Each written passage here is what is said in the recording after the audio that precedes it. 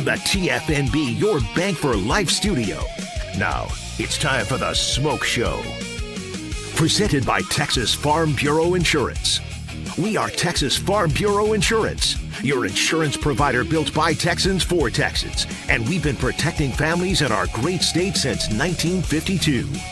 TFNB, your bank for life, serving Central Texans since 1889. It's time for the Smoak Show on 365 Sports with David Craig and Craig Smoak.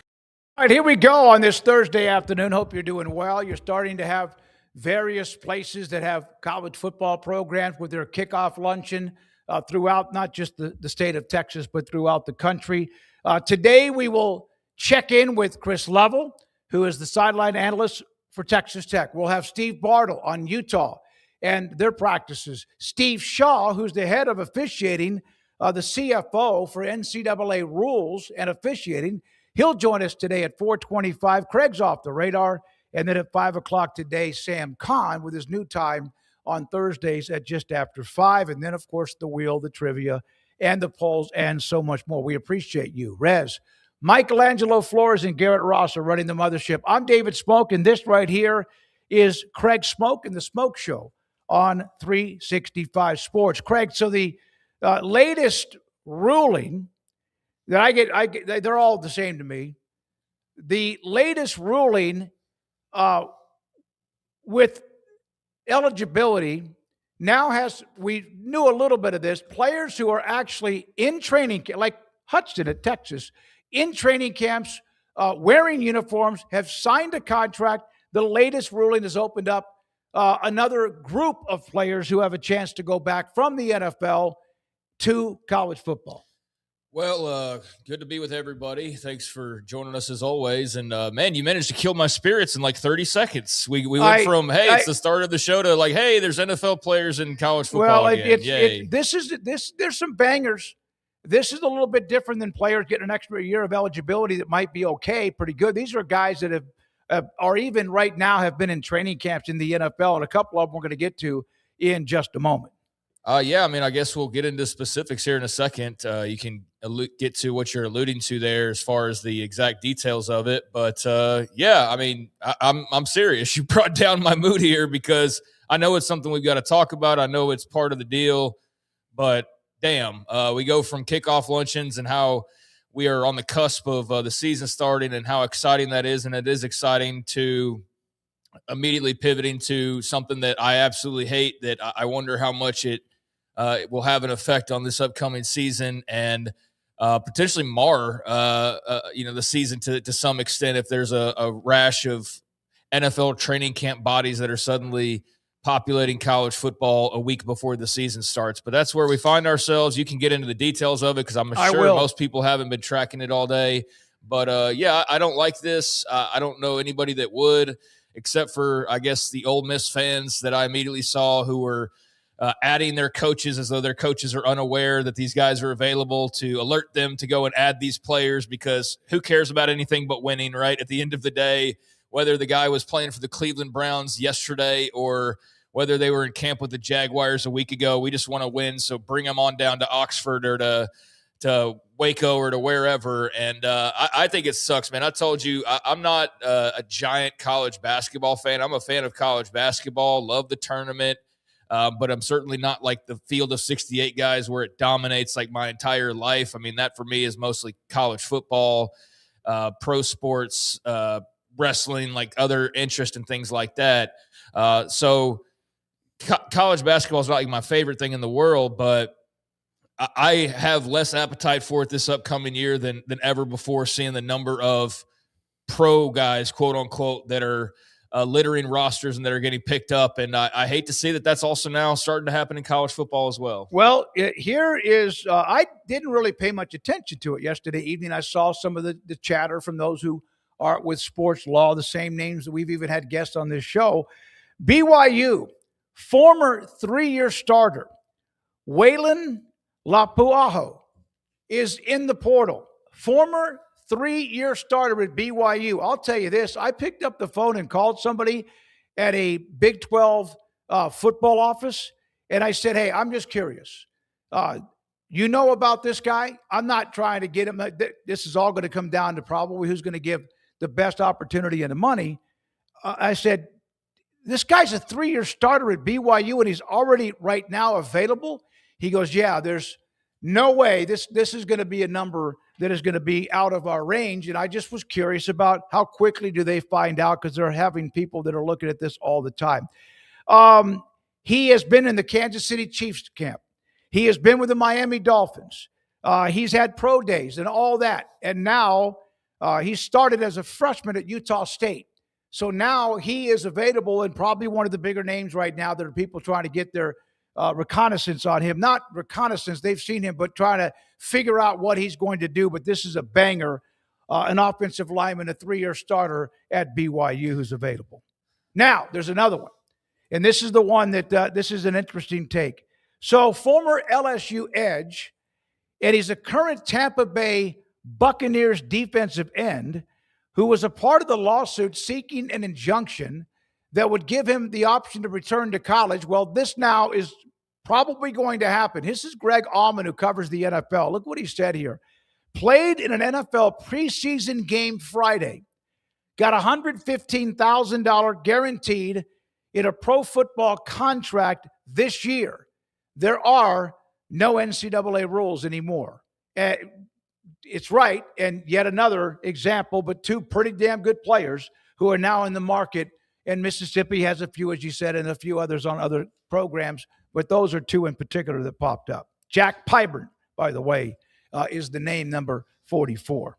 Yeah, there's Daquan Wright from Ole Miss, the tight end as well, who's a big name. I know I saw some of those Ole Miss fans clamoring in the replies to one of the stories about him of how can we get him back, or other fans of other schools clamoring for how they can maybe get him into their fold, and adding their assistant coaches and whatnot to alert them. And like I was saying tongue-in-cheek a few moments ago, like they don't already know. Like, of course, player personnel guys and like their staffs, like they've got 10 guys that are alerting them to the fact that Daquan Wright's suddenly available, or Jack Pyburn, or whoever else.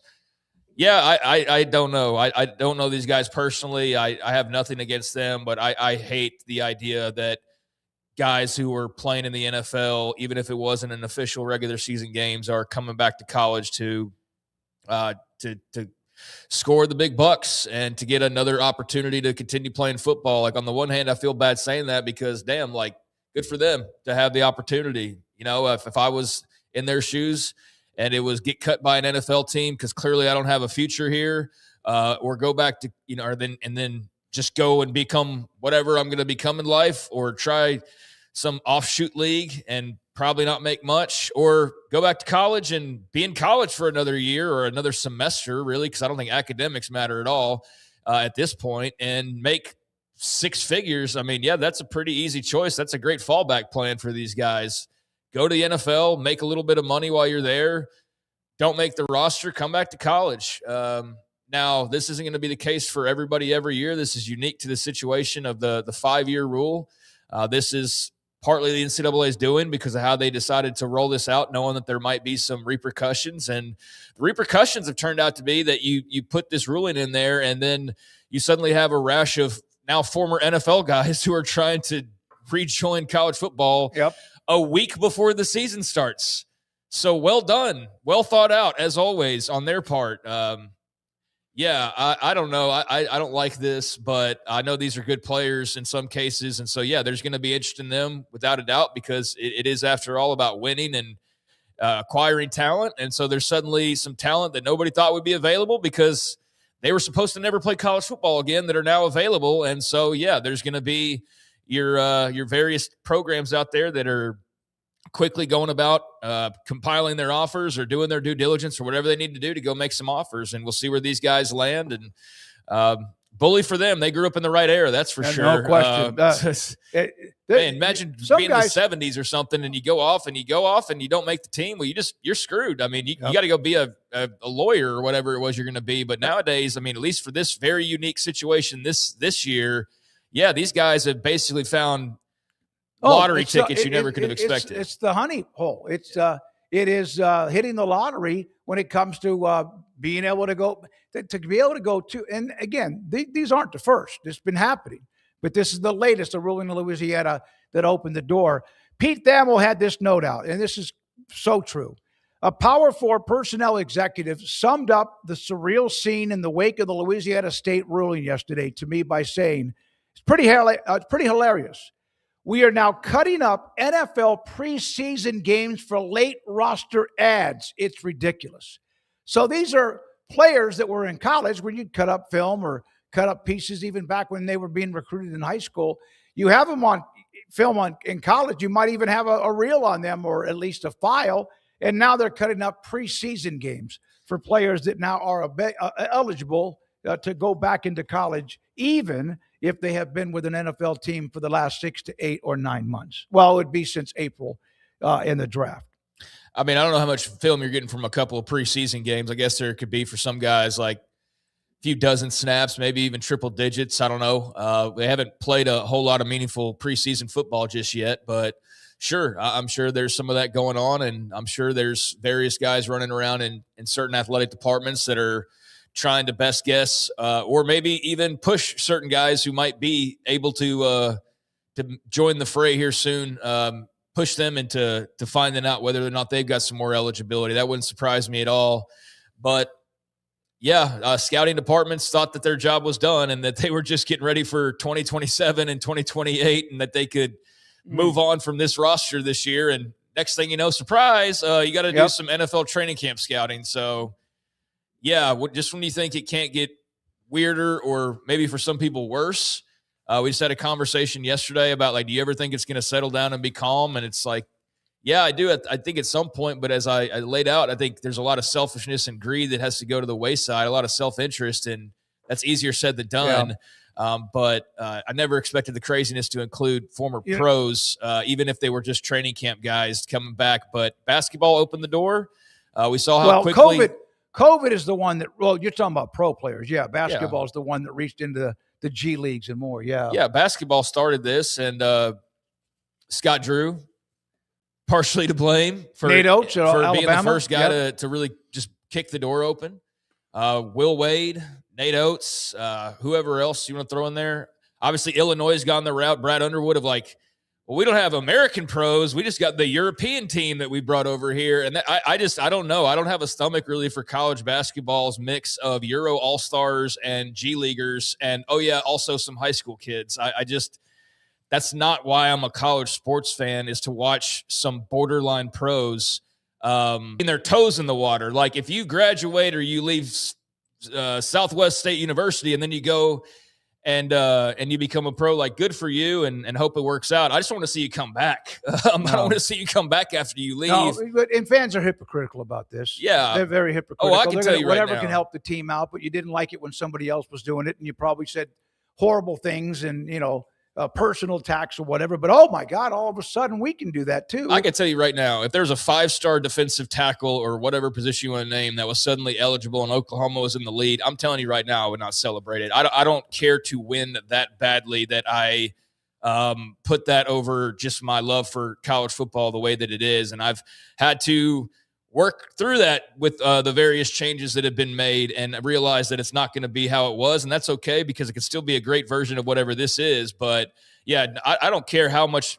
my team would stand to benefit. I don't care about the 5-star defensive tackle. I'd rather you roll out the guys who've never gone to training camp and lose an extra game than I want to know who the hell these guys are. I'd like to get to know players and I'm not on the campus or in the city of my favorite team, but I like to get to know them a little bit. But I know SMU's. Go ahead. I know I'm alone in that.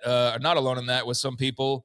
There's other people that feel that way as well. Sorry. No, that's okay. I just getting ready to go to some football news. Kevin Jennings continues to progress with that jammed index finger. They were worried about whether or not he was going to be able to play in the opening game, which is coming around the corner. Brett McMurphy, he went through 7-on-7 drills on Wednesday, throwing 4 consecutive touchdowns. Looked great. According to a source, Jennings has not shown any lingering effects from the injury and should be ready for the opening game on the road at Florida State on September 7th. I thought that when this thing came down, again, this is from a source, maybe he's still – it seemed like he's at least on schedule, Craig, to play in that game in Tallahassee. I mean, yeah, it doesn't sound like anything other than an update, and think that there's no like funny business going on here. I think it's pretty clear cut that, yeah, he's improving, and they've got a big game right out of the gate. So it's obviously important to keep getting updated, especially if you're an SMU fan. I know Florida State fans have to be super intrigued as well. Obviously, it's a big game for both sides, and he's one of the biggest, best players in this matchup. So, yeah, and for SMU, a team that feels like they can win the ACC and they can make the college football playoff as they did a couple of years ago.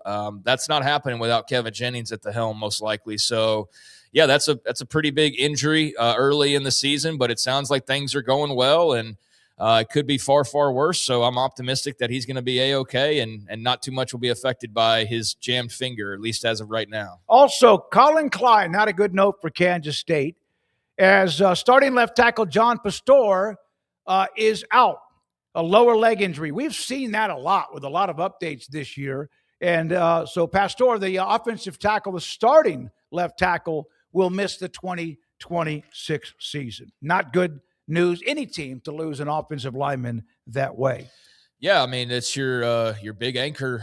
That's awful news for K-State at this point. And then to have kind of a double whammy where you're losing a couple of guys, that's exactly what you don't want to hear around this time. And it's the exact type of thing, no matter who you root for, that you hate to see, unless probably in some cases it's your rival losing their star left tackle. But besides Kansas fans, maybe in some corners that are like, oh, I don't hate that news.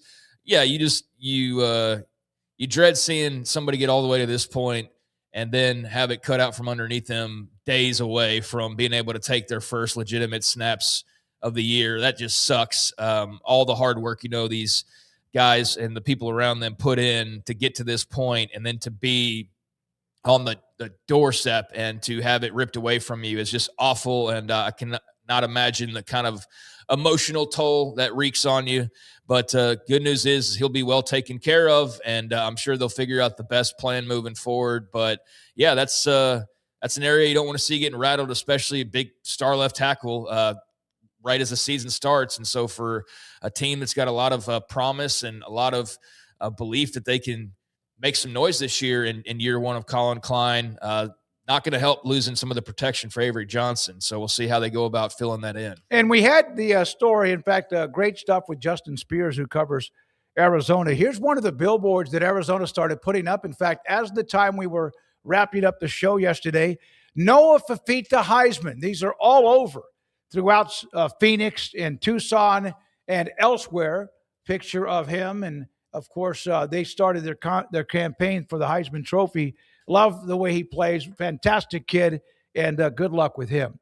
Now, and there will be others that will start and launch campaigns. It all started really about 2009 or 10, I think, is when I started to get stuff in the mail. I always remember Colin Klein, by the way, because it was a Band-Aid because of the way he played the quarterback position. Craig, Oklahoma has given Brent Venables a 6-year contract extension worth $10.5 million a year, 32-20 in 4 years. Of course, kind of a rocky start. Even last year, got beat by Alabama at home, but they made the college playoff. 6-2 a year ago in the SEC. Still needs to take it another level according to what Oklahoma's standard is, even with, of course, the playoff involved. But he gets a 6-year contract extension. I don't understand. I don't get the purpose of this. I don't know what they're trying to do, locking him down even further than he already is, other than to just try to make a splash in the headlines as the season gets started and to kind of get people excited. But yeah, I think he's a good coach who has definitely sort of changed the narrative over the last year from where it was the start of a year ago. And definitely felt like a guy who was on the hot seat, had something to prove, needed to show some success and to kind of win people back over or to cement what people already thought of him. And feel like they pretty successfully did that last year, despite some ups and downs. A really good season overall. Didn't beat Texas. Had some games where you felt like you probably should have had a better showing, but making the college football playoff, hosting a home playoff game, it's pretty great, even if you lost it to a fellow SEC opponent there in Alabama. So there were some good things. And then I think they had a pretty productive offseason and brought back a team that, whether it's through eligibility issues like an Owen Heineke that you didn't think you were going to get back, or just another year of Mateer and so on and so forth. Everything's blooming. Everything's feeling pretty good about Oklahoma moving into this season. I think they are probably like the 5th or 6th team that you probably get to when you're looking at the SEC and the actual contenders list, but they're on that list. They're just maybe not the 1st or 2nd team like Georgia or Texas, but they're on that list as a team that you go, yeah, they could make the playoff. Yeah, things fall right. They could maybe find their way to the championship game at the end of the year in the SEC. But having said all that, as good as things are going, why? Why? There's a comment in the chat. Let me read it. And when I saw that story, let's see why. General Ursus, why give him a raise? He's good, but I don't think anyone is standing in line to steal him from OU. 32-20. Gary Gibbs got fired when he was the head coach at Oklahoma, and I don't remember his record. Let me look. 44-23, and he got fired. Well, he followed Barry Switzer, and he was a coordinator. Like Venables was at one point at Oklahoma in between the stops in Clemson. But the OU, yeah, the 11-1s and 12-1s and whatever, it may come up every once in a while, but this, because of the schedule, because of what we see in college football, there's going to be a lot more 9-3s for schools that aren't used to that used to be, oh my God, and they give them a 6-year deal. There's just like, why now? Great for Ben Venables. I don't know why, because what if they go 5-7? Well, that's what I'm saying. There's no need to reward him for, I mean, if you're rewarding him for last year or something along those lines, then okay, I guess. But I just find the timing really strange and unnecessary. His deal was scheduled to run through 2029 and pay him around $8.6 million for the upcoming season. Okay, that's probably about right for him. So now you're bumping him up and you're extending the contract, and it had already been revised in 2024 from when he had originally signed in 2021. So this is like the 3rd contract rewrite up and work up that you've done. And he was all, like you said, it was going to go until whatever. So it's actually a 2-year extension on what he already had, but it's a new 6-year contract though. It's not a 6-year extension. It's a 2-year extension, but they've redone the deal. So it is actually a new 6-year contract. It ran through 2029. Yep. Now it runs through 2032. So he's got 3 years that are added to this deal. He was making $8.6 million. Now he's making $10.5.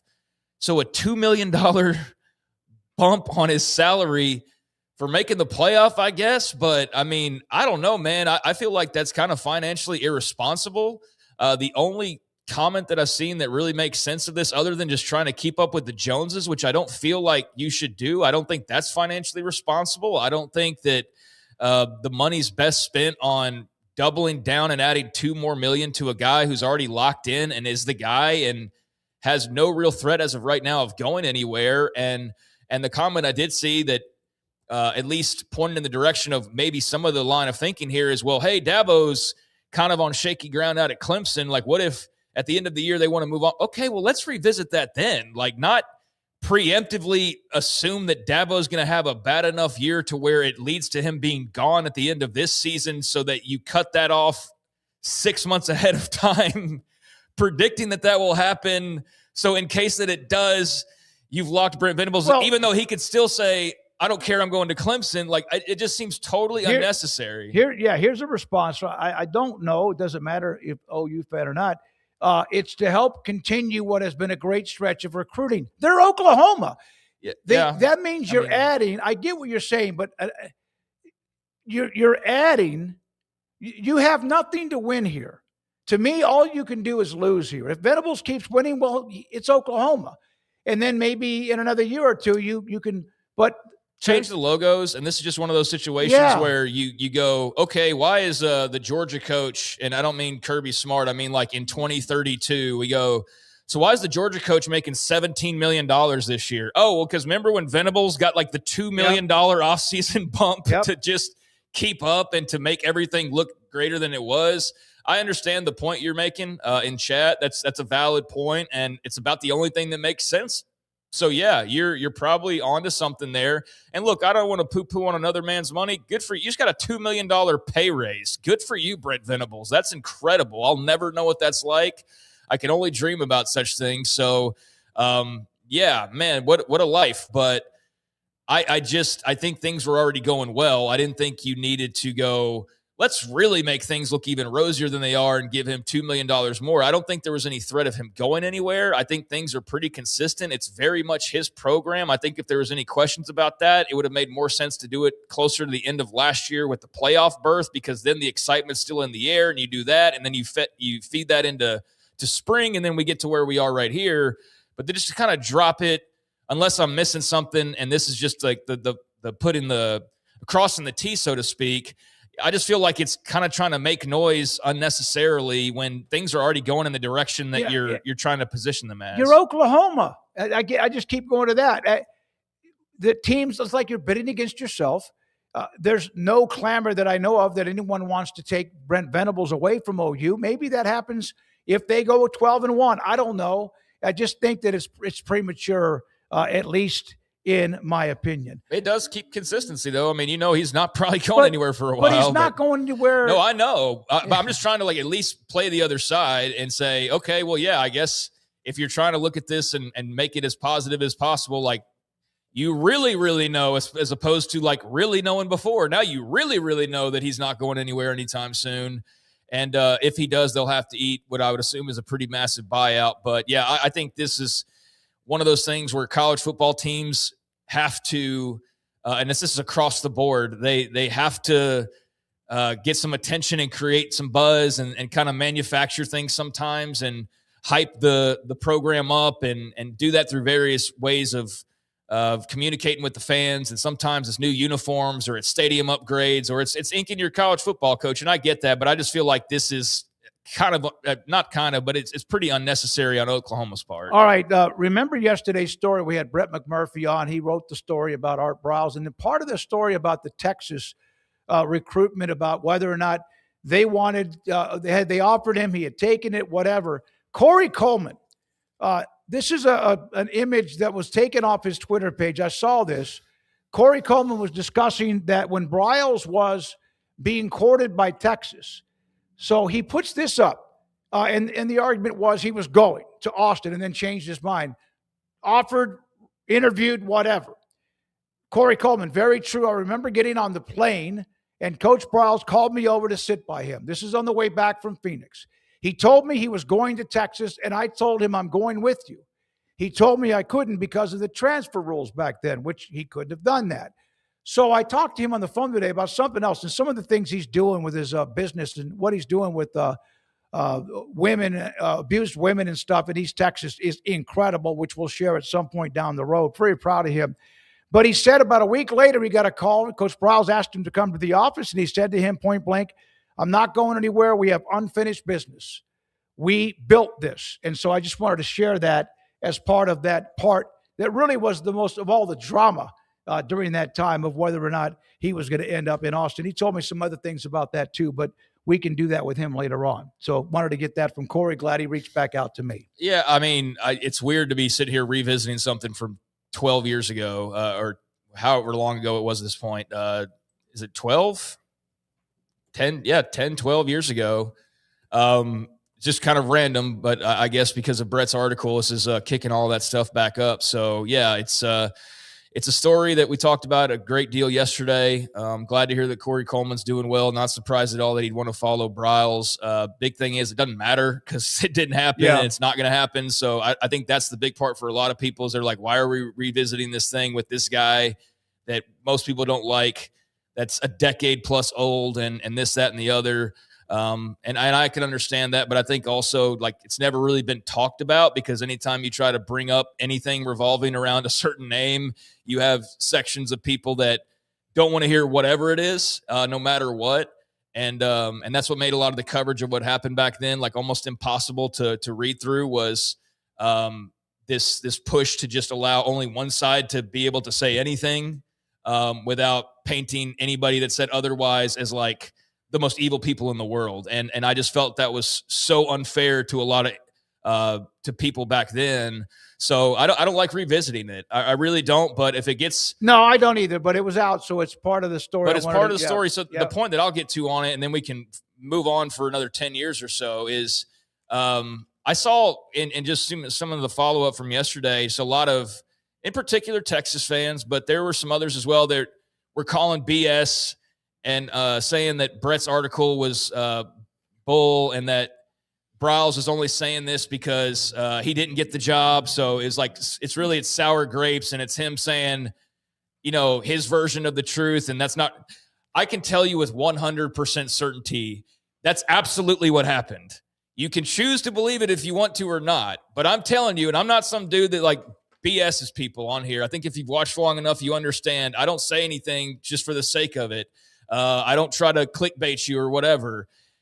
What Brett said in that story about the courtship and all that, 100% true. They absolutely wanted him to go and coach there. Anybody saying otherwise because they just don't want to feel like they got turned down. It's a matter of semantics, ego, pride. Yes. Yeah. But to say that that's like BS and that's not how it happened, you're wrong. You are 100% wrong. So if, you want it to be like semantics or whatever because it doesn't make you look like you got what you wanted, weird.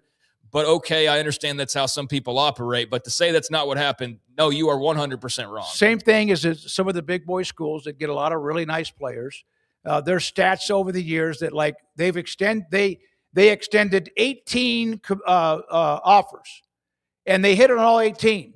Well, behind the scenes, what it is, a school will tell a prospect, an athlete, a player, we will offer you, but we need you to commit, or we're going to take away the offer. Because who gives a shit whether you hit on 18 of 20 offers it, but that was another part of the recruiting story. If they flipped and you didn't want them anyways type of thing, it's that same deal where you just can't, for some weird reason in your psyche, have it to where somebody said no to your favorite team. It's weird. Yeah. I don't understand it, but there's some people that are like that. And so to see that he quote unquote told them no, or however you want to look at it, no, that's what happened. And we lived it and saw it. And that's the reason why Brian Davis from the Austin American-Statesman was sent to Phoenix, because the expectation was fully that he was there to cover the last game and the subsequent turnaround and hire of Art Briles. And he told us as much. We celebrated New Year's Eve with him that year. Yeah, we did. And you know what? He was arrogant as hell about the fact that he was sitting there while we're drinking a beer talking about, don't worry, guys. Do you remember this? Don't worry, guys. Y'all, I'm sure Baylor will find a good coach.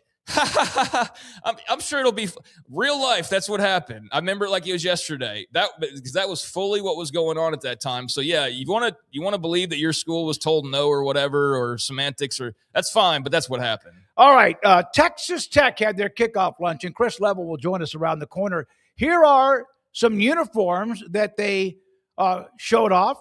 It's Mahomes' version, and it's Let's Ride.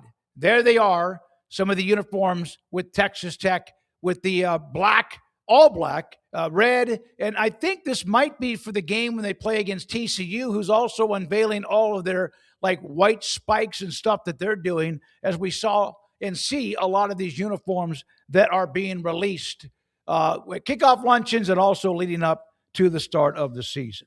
Yeah, those are I like those better than kind of the duct tape look that one of the previous jerseys had, where I like the idea of incorporating the silver like Patrick was trying to do on either the first or second versions of those jerseys.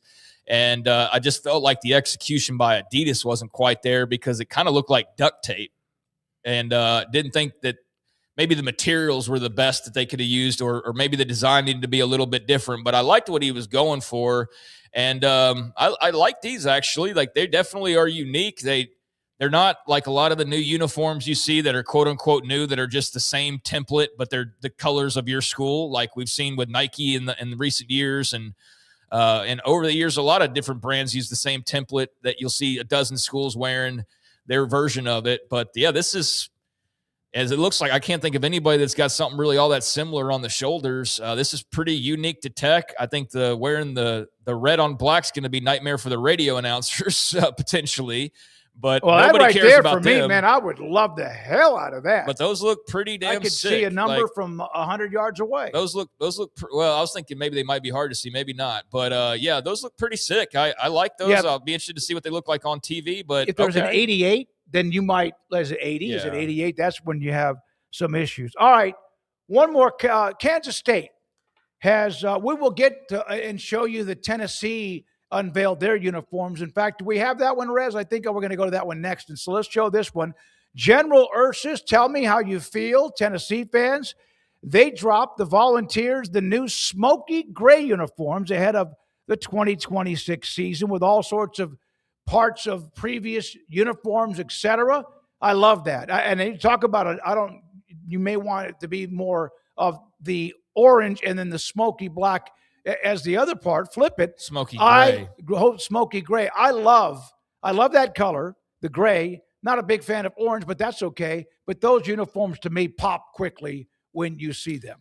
I think orange, especially like regular orange, like Tennessee orange, can really pop on and look pretty cool. And it wasn't my favorite color really growing up, but in recent years, I just think it, like, as an accent too, especially, can really look good. And I think it looks really good here. I like these a lot. I like you mentioned General Ursus. These are marking a century since General Robert Neyland's first campaign, as it says in the write-up, as head coach of the Vols. So it pays homage to his legacy, blends elements from his head coaching career and the uniforms that span from 26 to 52 when he was the coach, and pulls multiple little things from various eras, embodying Neyland's enduring impact from his military background to his tactical on-field and inspirational contributions. And there's a whole write-up on the various things about this. So, like, the helmet evokes the leather helmets worn when they first came up as a program in 1940, from their inception to then 1949. The details are pulled from the 1938 national championship helmet.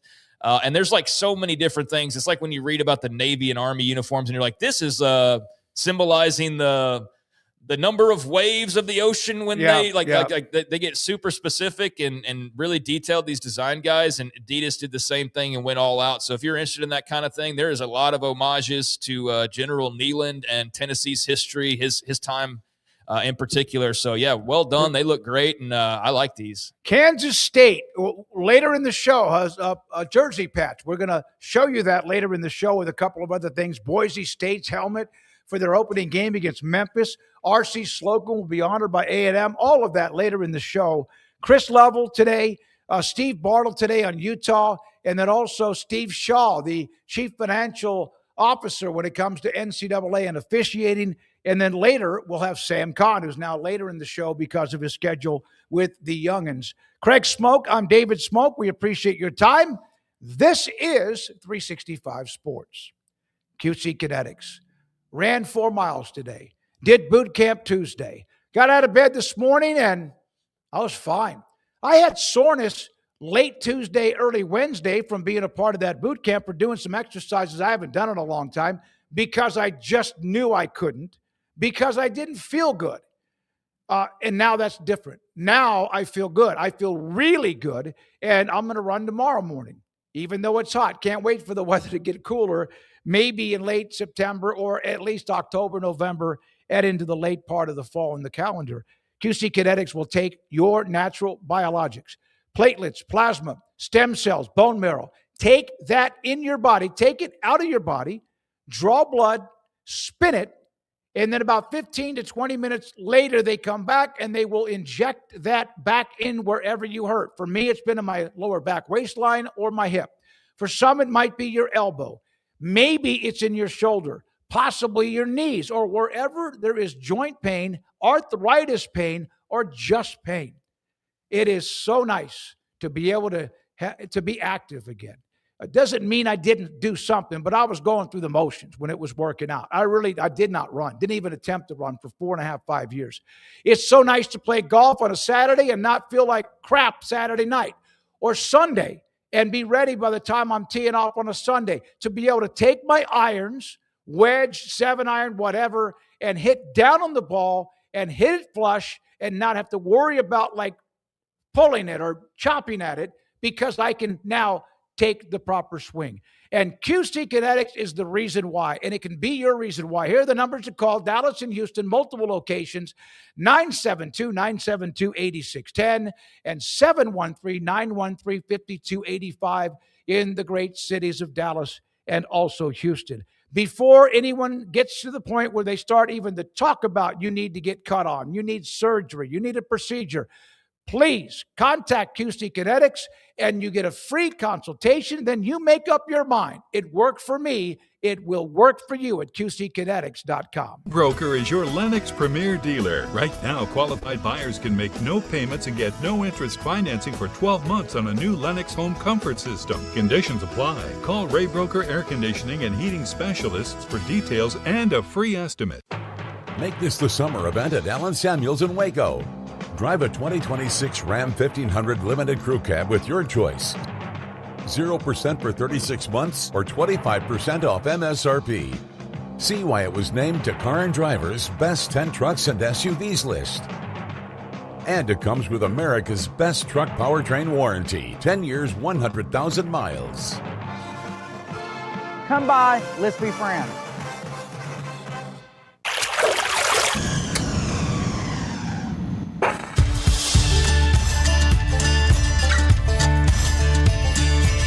Bold are the adventurous. Determined are the leaders. Faithful are the healers. At Baylor, you'll find your calling, your people, and your purpose. Dare to be you, indeed. It's time to compete against yourself, finding too many excuses not to work out combined with bad eating habits, and Waco Regional Tennis and Fitness can help reach inside your competitive soul. Discipline, getting results you've only dreamed about, personal training, group exercise classes, and even a tanning bed, world-class tennis facility, and pickleball courts and lessons available. Waco Regional Tennis and Fitness, spacious, clean workout rooms, free weights, state-of-the-art technology, weight training equipment, and no intimidation. It's time for you to react today, not tomorrow, at Waco Regional Tennis and Fitness on Lakeshore Drive in Waco.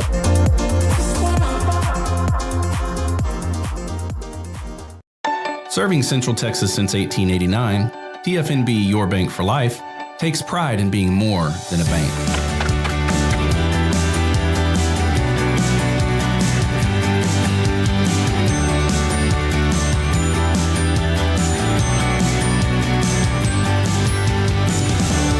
TFNB, we remain committed to these principles.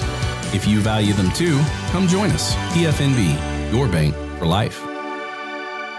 This 3 o'clock hour is brought to you by QC Kinetics. Feel better, move better, live better with regenerative medicine using your body's own healing abilities for natural pain relief. No surgery, no drugs, no downtime. With locations in Dallas and Houston at QCkinetics.com. It's time for the Smoke Show on 365 Sports with Craig Smoak and David Smoak. All right, here we go. Texas Tech had their kickoff luncheon, obviously the pick to win the Big 12, and there are others in that same atmosphere where people are trying to figure out who will play for the title. Chris Level, sideline analyst, part of RedRaidersports.com, joins us on 365 Sports. Chris, thank you very much. We showed the black uniforms that now teams are showing these all the time now and unveiling them. Was there anything in particular that you thought was not earth-shattering, but Texas Tech fans wanted to hear during the time the luncheon was going on? Well, there's always things said at those gatherings. I think, all right, let me cut you off. What was said about Brett Yormark? Nothing. And what's interesting is Brett Yormark was at this luncheon a few years ago, and I think he took a shot at Texas at that luncheon. But it's funny how the tables have turned, I guess, because I don't guess that everybody's still on the same page. I think President Skuvenik said that a lot has been said, a lot has been written. if you're not here, you don't understand, and we really don't care what you think, was kind of the gist of I thought it got a big applause from the crowd. So, but yeah, it's just another step that we have to get to have these kind of luncheons and gatherings before the season gets here. But yeah, good times going on in Lubbock today. That actually sounds like pretty much the perfect message and a very Texas Tech message. I mean, like he definitely, like, hey, you don't get it if you're not one of us. So yeah, move on. And I think that's a perfect way to handle it. Chris, how would you describe, just from your seat where you've been right in the middle of the eye of the storm, so to speak, all the coverage over these last few months, some great, some good, some of it not so much. How would you describe this offseason? Loud. Yeah. It's just been some of it. I mean, again, most of this is obviously Brendan Sorsby related, but it's just been a loud offseason. I mean, that's just the only way to describe it. And as you mentioned, Craig, I mean, it's been, I think there was a period of time where it was kind of open season. People that wanted to take a shot did. Whether it's the journalist out there, whether it's the fan of another team or whatever. The integrity word was thrown around a lot. All the stuff. We guys know, we know that story, and I'm just glad that everybody's on the other side. I mean, Will Hammond was at the luncheon today. I know you guys have had him on recently, but he was at the luncheon today, and everybody's just in a better place now. And the game's about to start, and that's all anybody will really talk about anyway.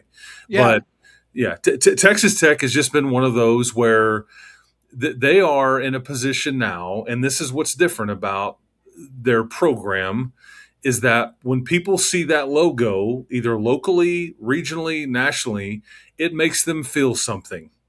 And some of that may be good, some of that may not be good, but there's not a lot of indifference now when you see a Double T or you see Texas Tech mention or Cody Campbell mention or Joey McGuire mention. And I think that generally speaking, they feel like around here that is mostly all a good thing. They announced that their undergrad enrollment today was nearly 45,000, which is when I was going to school there, it was about 25. So it's up from about 2,500 students over a year ago, and it's because of they're winning, and so that's kind of the part of the grand plan here. So where is a weakness? No team, I don't care who it is. 2001 Miami still had at least somebody or four. 95 Nebraska, 05 Texas. Where is Texas Tech? I don't know, vulnerable, but where they are not so sure. This is rare. The portal era has allowed you to answer a lot of questions that you already know you have. And this has been a weird fall camp in that you're right. Where are the position battles? Like what are you still trying to figure out? And I would rank these, you're worried about, or you're curious about Will's, until you see it and until you see what it looks like. How is he going to be and what's behind him? Okay. And everybody around here has got PTSD from the last 10 or 12 years. I mean, even last year, you won the Big 12 championship. Guess how many quarterbacks you played? You played 4. 3 of them got hurt. Then this is just the reality of the situation. So there's that. We'll put that off to the side. You're still trying to figure out who one of your other safeties are. Okay. So that's your main position battle. And I don't know if they've solved that yet. You've got Brendan Jordan, who's played around here. He's a homegrown kid. He's going to be a 3-year starter. But who's next to him? Because you're going to go with somebody very young, maybe very talented, but very young. So that's one, question that you need to answer. And then you start getting into your depth of the offensive line. Like, do you have a true swing tackle? Do you have do you feel really comfortable with a 6th guy, a 7th guy, an 8th guy, stuff like that? But other than that, that's really, and I'm curious, they've got a deep receiver rotation, but my question has been to people that talk positively about all these guys, like, somebody needs to tell me who's not going to play, because you're not playing 8 to 10 guys. You're going to play 5 to 6. So who's going to be, but that's really what we've talked about around here. So that's really, now, is the pass rush going to be as elite as it was a year ago with no David Bailey? Maybe not. Maybe it looks a little bit different. And so I don't know if I would call that a weakness, because I still think they're going to be very good there. And they've got a 5-star freshman in here named LaDamian Guyton that they're just all raving about, and trying not to hype him up too much. But I think they realize, okay, this is different. This is what an elite prospect looks like. And he won't be a starter, so that's a good thing. But yeah, it's been fun to kind of talk about a program that doesn't have many questions about it.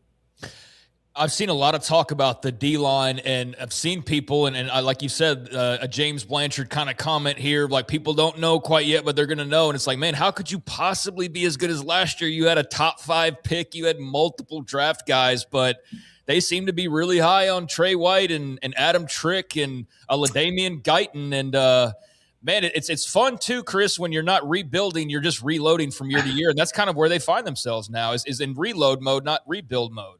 And again, I've seen a lot of bad football around here, man. I mean, right? I mean, just like there was a decade where it was just extremely average to below average, and I think that this is a different time, and that's why it's got to be a lot of fun for the fans and everybody. The way I would describe like Adam and Trey, and I think Blanche has said something similar to this before, but like, think of Romello and David Bailey as a pair of 10s, and White and Trick are a pair of 8.5s. But what you did not have last year is maybe the player with the most upside on your entire roster is somebody like Guyton that now, and I'm sure he's going to be much better in mid-October than he will be here in late August. But he's got serious upside. I mean, he walks in here at 17 years old at 6'3", 240. And I've heard the offensive coordinator talk about him. We obviously just mentioned the general manager talking about him. The defensive tackles coach that doesn't coach him talks about him. And so that they got from Michigan, that was committed to Michigan, named Moose Ludwig. I mean, what a great name, Moose. Yeah. And he's going to be, because there's 2 NFL guys ahead of him. So I think that's what's fun, is that unlike last year, now you've got these very young, very talented pieces that will likely push through and change the dynamic as well. But yeah, they're just I'm just not used to this. I'm just being honest. I mean, this is like weird, and they're protected. It's a much deeper team than a year ago. I don't know if the upside, i.e., like, do you have the number 2 pick in the draft on your team? I don't know if that exists, but it's a much deeper team than it was a year ago. What is it net? I don't know, but I know that if Will Hammond goes down, then you're kind of like, uh-oh. But I will say this about Hammond. He's the one quarterback in the Big 12 conference, the only one, in my opinion, that doesn't have to be great and they can still win the league. And I think everybody else's guy is going to have to be either really good to great at some point to win the league, and he doesn't have to be that. Chris, when a program, they've had their moments, but the 2008 team, of course, was phenomenal. But for the most part, you're right. There have been hit and miss and kind of inconsistently, or sometimes consistently not very good. But when they get to this point, do the fans actually enjoy the success, or are they always like overwhelmed with oh my God, there's games that matter every single week? Does that make sense, me asking you that? Oh, well, I said this last year as we were going through last year's season, and like I feel like you skipped some steps in that. The journey's supposed to be stressful, but it's supposed to be fun. Mm-hmm. And I feel like you're in a position now to where, like, well, you're supposed to be good. You better be good. And if you're not winning at least 10 or 11 games, it's like, what happened? And I'm like, okay, what world am I living in? Because this is how, like, are you all of a sudden like the Ohio State fan base or the Alabama fan base or whatever? And I just don't know if you're a made man yet. And I hope people do enjoy the journey. But the reality is, and Joey would say the same thing, if you don't win the Big 12 championship, we have failed. Mm-hmm. And that's just a weird spot to be in right now. And it's changed in the last 18 to 24 months. But that's I think Grant McCaslin would say that way. Jerry Glasgow, who's coaching softball here, would say the same thing. That the bar has been raised to where it's not just about going to a really good bowl game anymore. I mean, realistically here, it's crazy to say this, and I don't know if I would feel this way, but I think many would say, oh, I expect you to win the Big 12 title and then win some games in the playoff, because we kind of spit the bit a year ago and didn't score a point. Like we need to graduate from that. But it's all just kind of happened so fast. But that's the reality of it. That's a great way you put it. They skip some steps, because it absolutely does feel that way. There was no slow climb. It was just kind of like 0 to 100. And then I do feel like now, because there's such a target on their back, and there's people in Columbus and Austin and everywhere else that are now focusing in on them, that, yeah, anything short of a playoff win is a failure, and they're burning their money and doing all that. At least that's the perception that's going to be put out there, I feel like, from detractors. So that's kind of crazy. How do you look back at that Oregon game? So many people talk about, oh, well, they showed when they finally ran up against somebody that, what it was like. And the defense played exceptionally well in that game. We know the quarterback conversation coming out of that, but do you feel like that's unfairly been used at times as a game that really isn't being portrayed the way that it was, or how do you kind of view that in hindsight? Well, depending on what narrative you're trying to portray, it's low-hanging fruit. Hey, man, you've scored as many points in the playoffs as I have. Yeah. I've seen all that. I mean, you got your head handed to you, especially offensively. I think they realized, and a year ago, you had plenty of red zone issues. You kicked more red zone field goals than anybody in the country by a lot. But in a way, it's kind of an indictment on the Big 12 that you went into this game and you got stonewalled like you did, because you were winning games by 20 plus points a year ago, but it didn't matter when you went up against a defense like what Oregon had. And then look what Oregon endured the following week against Indiana. I mean, the next steps you're about to take are the hardest ones.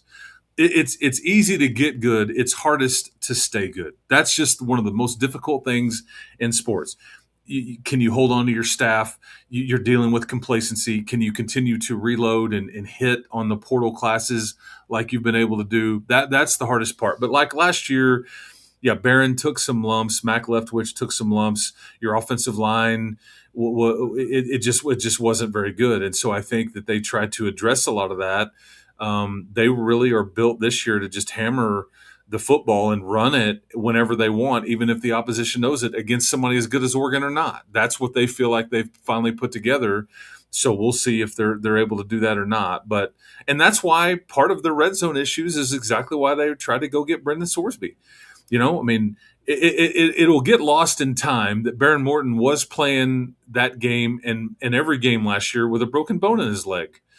That was the one positive that everybody felt was, okay, this 25-day break is not ideal. We're going to get out of rhythm. How are we going to handle it? But the one positive is it'll give Barron a couple of weeks at least to just rest and recover and all those things and try to heal up as best he can. But he wasn't able to run around like he would have had he not been injured and all that. But nobody feels sorry for you. This is just part of the deal. But, hey, I walked off of that field going, okay, I get there's going to be people that are frustrated, but this is not something that these eyes were prepared to see. And winning a Big 12 title game and being in the dang Orange Bowl, it was a start. But now you're hoping to graduate from that. Definitely gave some motivation for this offseason. I mean, yeah. You didn't leave completely satisfied. You're like, nope, we got a ways to go here. So that's I think the positive of it, if anything. And Joey touched on that today. That's what Joey's point was. That very thing. We're still hunting, folks. Don't think that. Yeah, don't think that we've figured it all out yet. And that's a great point. And also, even though they were great year in and year out, Florida State, it took Bowden forever. Now, he won bowl games, but when it came to the game, now you got to get to that point. Osborne, it took forever. Bob Stoops won one in year 2 and didn't win another one the rest of his career. He did it backwards. Yeah. Well, and I look at Dan Lanning, like think about, this was this Oregon example. Like the year before, they were the number 1 seed in the whole thing, and they show up to the Rose Bowl and they just get blasted. And then here they are against Texas Tech. They've already got one playoff win under them, and then they beat Texas Tech, and then the week after that they get blasted by Indiana. So and Oregon is as good in the sport as anybody. It's just hard when you get to this point and you're going against other teams that spend a lot of money, and that's what's been fascinating too. And you guys touched on it. Rumor has it other teams spend money too, not just Texas Tech. I know that's not the narrative everybody portrays, but We have some of that is a discussion in the chat room all the time about we're the only ones. It's not going to change. That is not going to change until you consistently win year in and out, and also get some skins on the wall. Craig, anything else?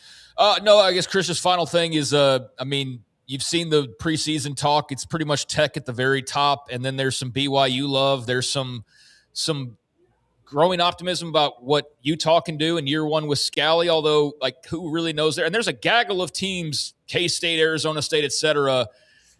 We saw what Tech did in the Big 12 last year. Do you expect more of the same, or do you feel like when you look at the schedule, there's a couple of hiccups to pay attention to there? Well, sports are hard, and everybody tries to script it, and you think we think we kind of have it all figured out, and then you get a curveball or two, but in my because you mentioned BYU and Utah, they're not on Texas Tech's schedule, and everybody's got this schedule laid out for Texas Tech like it's one of the easiest ones, and who we think that are supposed to be good are all at home, and then there's tricky trips to Stillwater and Waco and Boulder and the like. But I think generally speaking, I grasp this is a favorable schedule talk, especially with what you've put together. But I just I think Houston's going to be very good.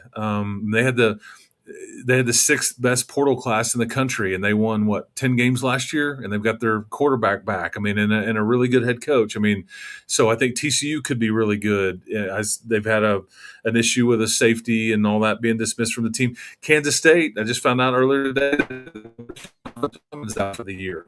So that's what nickels and dimes some of these teams, and that's where I think Texas Tech is different than a lot of these teams in that. Somebody said to me one time, everybody out in the country's got 22 good players. Okay, for the most part, the elite teams have 45 to 50 of them, and I think that's what James Blanchard and Joey McGuire, they tried to put together a team that's got 45 to 50. So they can not be derailed by an injury at whatever position it is. Now the quarterback one, because of what's happened, is a bit unique, but they're really built to handle the plan of 14, 15, 16 game season. So, but this will be a really fun league, and I'm excited to get it going, and we'll get surprised. We just don't know what it is yet. Thank you, buddy. Appreciate your time. As always, Chris. Chris Level, sideline analyst, Texas Tech Radio, and does others with Texas Tech Radio, other sports too, but also a part of RedRaidersports.com. We will have Steve Bartle from KSL Sports on Utah. We're going to take a break first. Craig, you want to wrap that up real quick, but we got to get to it somewhat quickly. Yeah, no, I just enjoyed the conversation, just kind of bantering about on a variety, kind of the big picture and a little bit of the more smaller, specific, defensive line talk and things like that. But I mean, there's obviously been a lot of talk about them this offseason. I cannot wait to just see what this team looks like. I cannot wait to watch Will Hammond command this offense. I cannot wait to watch Adam Trick and the other new additions do their thing and try to fill the massive shoes and void left by the likes of David Bailey. So they are set to be really good, and there's going to be a lot of people watching them this year from all parts of the country, rooting for them to lose. But it's going to be fun as hell to see just what this looks like week in and week out, because Texas Tech is going to continue to be a story. Thank you, Craig. Thank you, Chris. And thank you to our great sponsors and you, the audience. When we come back, we will hit it up with Steve Bartle, KSL Utah, KSL Sports Utah insider. Steve Shaw, college football officer. He's the chief officer of NCAA and also officiated. He'll join us a little bit later on. Off the radar, Sam Kahn, more to come. Steve Bartle is next. This is 365 Sports. And Marco's Pizza. Pizza lovers get it. Marcos.com online, the fastest growing pizza brand in America. Robert Mock, Bob Mock has 5 locations in Waco.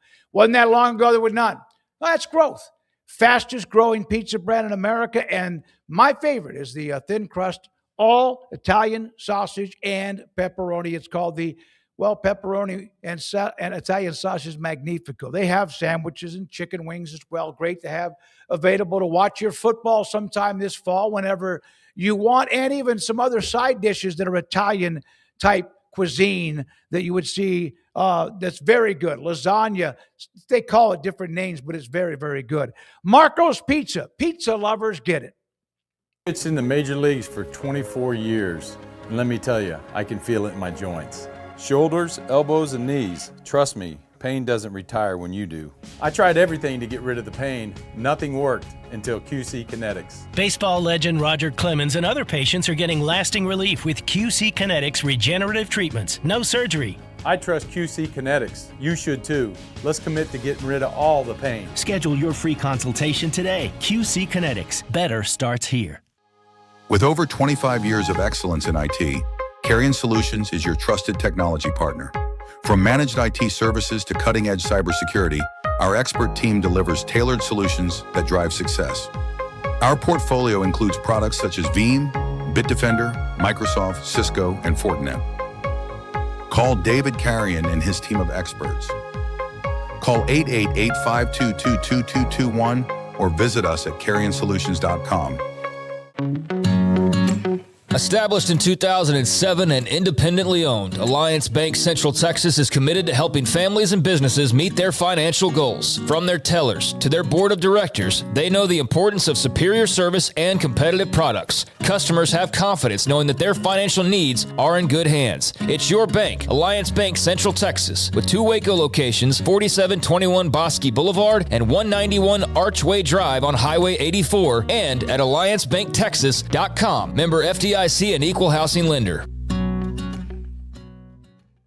Hello, I'm Camille Johnson with Camille Johnson Realtors. We specialize in selling residential real estate agent all across our community, and we love serving all types of families. We have been in business at Camille Johnson Realtors for almost 9 years, and I have been a residential real estate agent for almost 40 years. And we love our partnership with 365. So thank you for partnering with me, and thank you so much to all of my clients who have made our company a success. Score big on your next ride during the Kickoff to Savings event at Richard Car. Score your biggest savings of the year right now on Buick. Get a 3-row 2026 Buick Enclave and save $8,500. Or non-GM owners can save $6,750 on all 2026 Buick Envisions in stock. Get here now or go online and save thousands on Buick at Richard Car. Find championship savings and win on your next deal at their Kickoff to Savings event at Richard Car. At Richard Car, we give you more. Pepperoni Magnifico. Pepperoni Magnifico. Marco's Pepperoni Magnifico. Classic and crispy cut pepperoni, 3 melty cheeses, all on our fresh made dough. And starting at just $12.99 for a large, it's no wonder Marco's was named America's favorite pizza chain. This 4 o'clock hour is brought to you by Stonewood Dental, your one-stop shop for your dental needs, specializing in teeth cleaning, fillings, crowns, sealants, root canals, IV sedation, extractions, implants, bridges, dentures, full mouth restorations, and bioaesthetic dentistry. Our priority is your comfort from the moment you walk through the front door. Stonewood Dental in Robinson, Texas. It's time for the Smoak Show on 365 Sports with Craig Smoak and David Smoak. All right, here we go, 365 Sports. And Kansas State, we'll have Steve Bartle in a minute. Kansas State, Craig, announced a football jersey patch deal with Purple Wave Auction. They are a website. You go to the website, and you see all sorts of auction items, especially for like heavy equipment, farm equipment, etc. This deal was brokered by Learfield, and it's the 5th in the Big 12, along with BYU, Oklahoma State, Kansas, and West Virginia. Yeah, I mean, if that was it, then I think that would fit in pretty well. But obviously, you've got the conference patch as well, so we'll see what it looks like full jersey. And I think some of these jerseys this year might be a little bit crowded, but just this little glimpse that we're getting, I like it. It fits in nicely. I mean, bonus points for having a purple sponsor for your purple-colored sports program. Just perfect marketing and cross over advertisement there. So well done. And rather than it be some like bright orange that's all you notice when you look at the uniform, which is kind of what the concern was with how some of these jersey patches would blend in. So yeah, I think some of them have been very thoughtful about that, like BYU with their jersey patch, not wanting it to be red. So, getting it to change. And then, yeah, with K-State here incorporating the purple. So if you don't look too closely, you might think that was like a school patch rather than an advertisement. So I think that's about as good of a job as you can do to get the money for a sponsorship, but also not have it be super tacky or, taking over your entire mind when you look at those jerseys. Did you see, and I didn't see this until 5 minutes ago, the Big 12 jersey? Yeah, that there's doctors, physicians, Yes. a group that wants the Big 12 to take Monster take it off as their sponsor, whatever, because it's not healthy? According to USA Today, a group of doctors and scientists. See, I thought this was not true, and so I did not put it in the rundown, but I guess it is true. Yeah. I guess it is. According to a report from USA Today, a group of doctors and scientists have petitioned the Big 12 and the NCAA to pause sponsorship rollout of Monster Energy patches on the basis that energy drinks are a health risk to children. Sent letters to, this is from On3, to the Big 12 and NCAA leadership, said they've not gotten a response. The reason for the pushback from the group is due to the size and scale of the Big 12 deal and that it will put the branding in front of millions this fall. A cardiologist named John Higgins, and I'm sitting here as I'm reading this going, am I sure this is the real On3? But it's a real story. The reason for focusing on the Big 12 is primarily the scale and the demographics of its audience. They reach roughly 10 to 18 million viewers per weekend with a strong exposure among younger fans. That makes the conference an especially important environment to examine when considering the marketing and consumption of energy drinks among young people. So it goes on, but the Big 12 basically say, like, energy drinks are nothing new and we're going to take our money. Well, can they at least wait until I drink the 15 or 20 I have in my secondary refrigerator, and even one in the refrigerator here in the studio before they ban them? I mean, I say this as somebody who drinks a lot of Diet Cokes. I'm even like, man, Monster Energy is a little bit too much for me, but I get in moderation. Pretty much anything's okay. I think this is a bit silly. I understand where they're coming from, but can we focus on sports gambling across the board? Because it's not just 18 million people in the Big 12 watching every week. How about like the 100 million across the country that are inundated with gambling ads of all ages? So like, this just feels kind of disingenuous to me. And it just seems like the Monster Energy deal can't do anything but get dunked on from every single corner of the universe, which it has up until this point. It has. And some people just because they're negative about everything when they wake up every day. We're now joined by Steve Bartle. KSL Sports covers Utah Insider. Steve, thank you very much for your time. We do appreciate it. Always good to have you on. So how would you, with Morgan Scalley, his first true camp as the head coach, has it been quiet? Has it been seem like it's productive? Where would you say they are? Yeah, it's definitely been energetic and a different vibe than what we're used to. We've actually gotten to watch some fall camp practice, which we haven't been able to do since 2019. I think it's been a minute. So, Morgan has brought just a new energy to Utah football and has done a lot to really sort of bring to life different parts of the operation beyond just football on the field.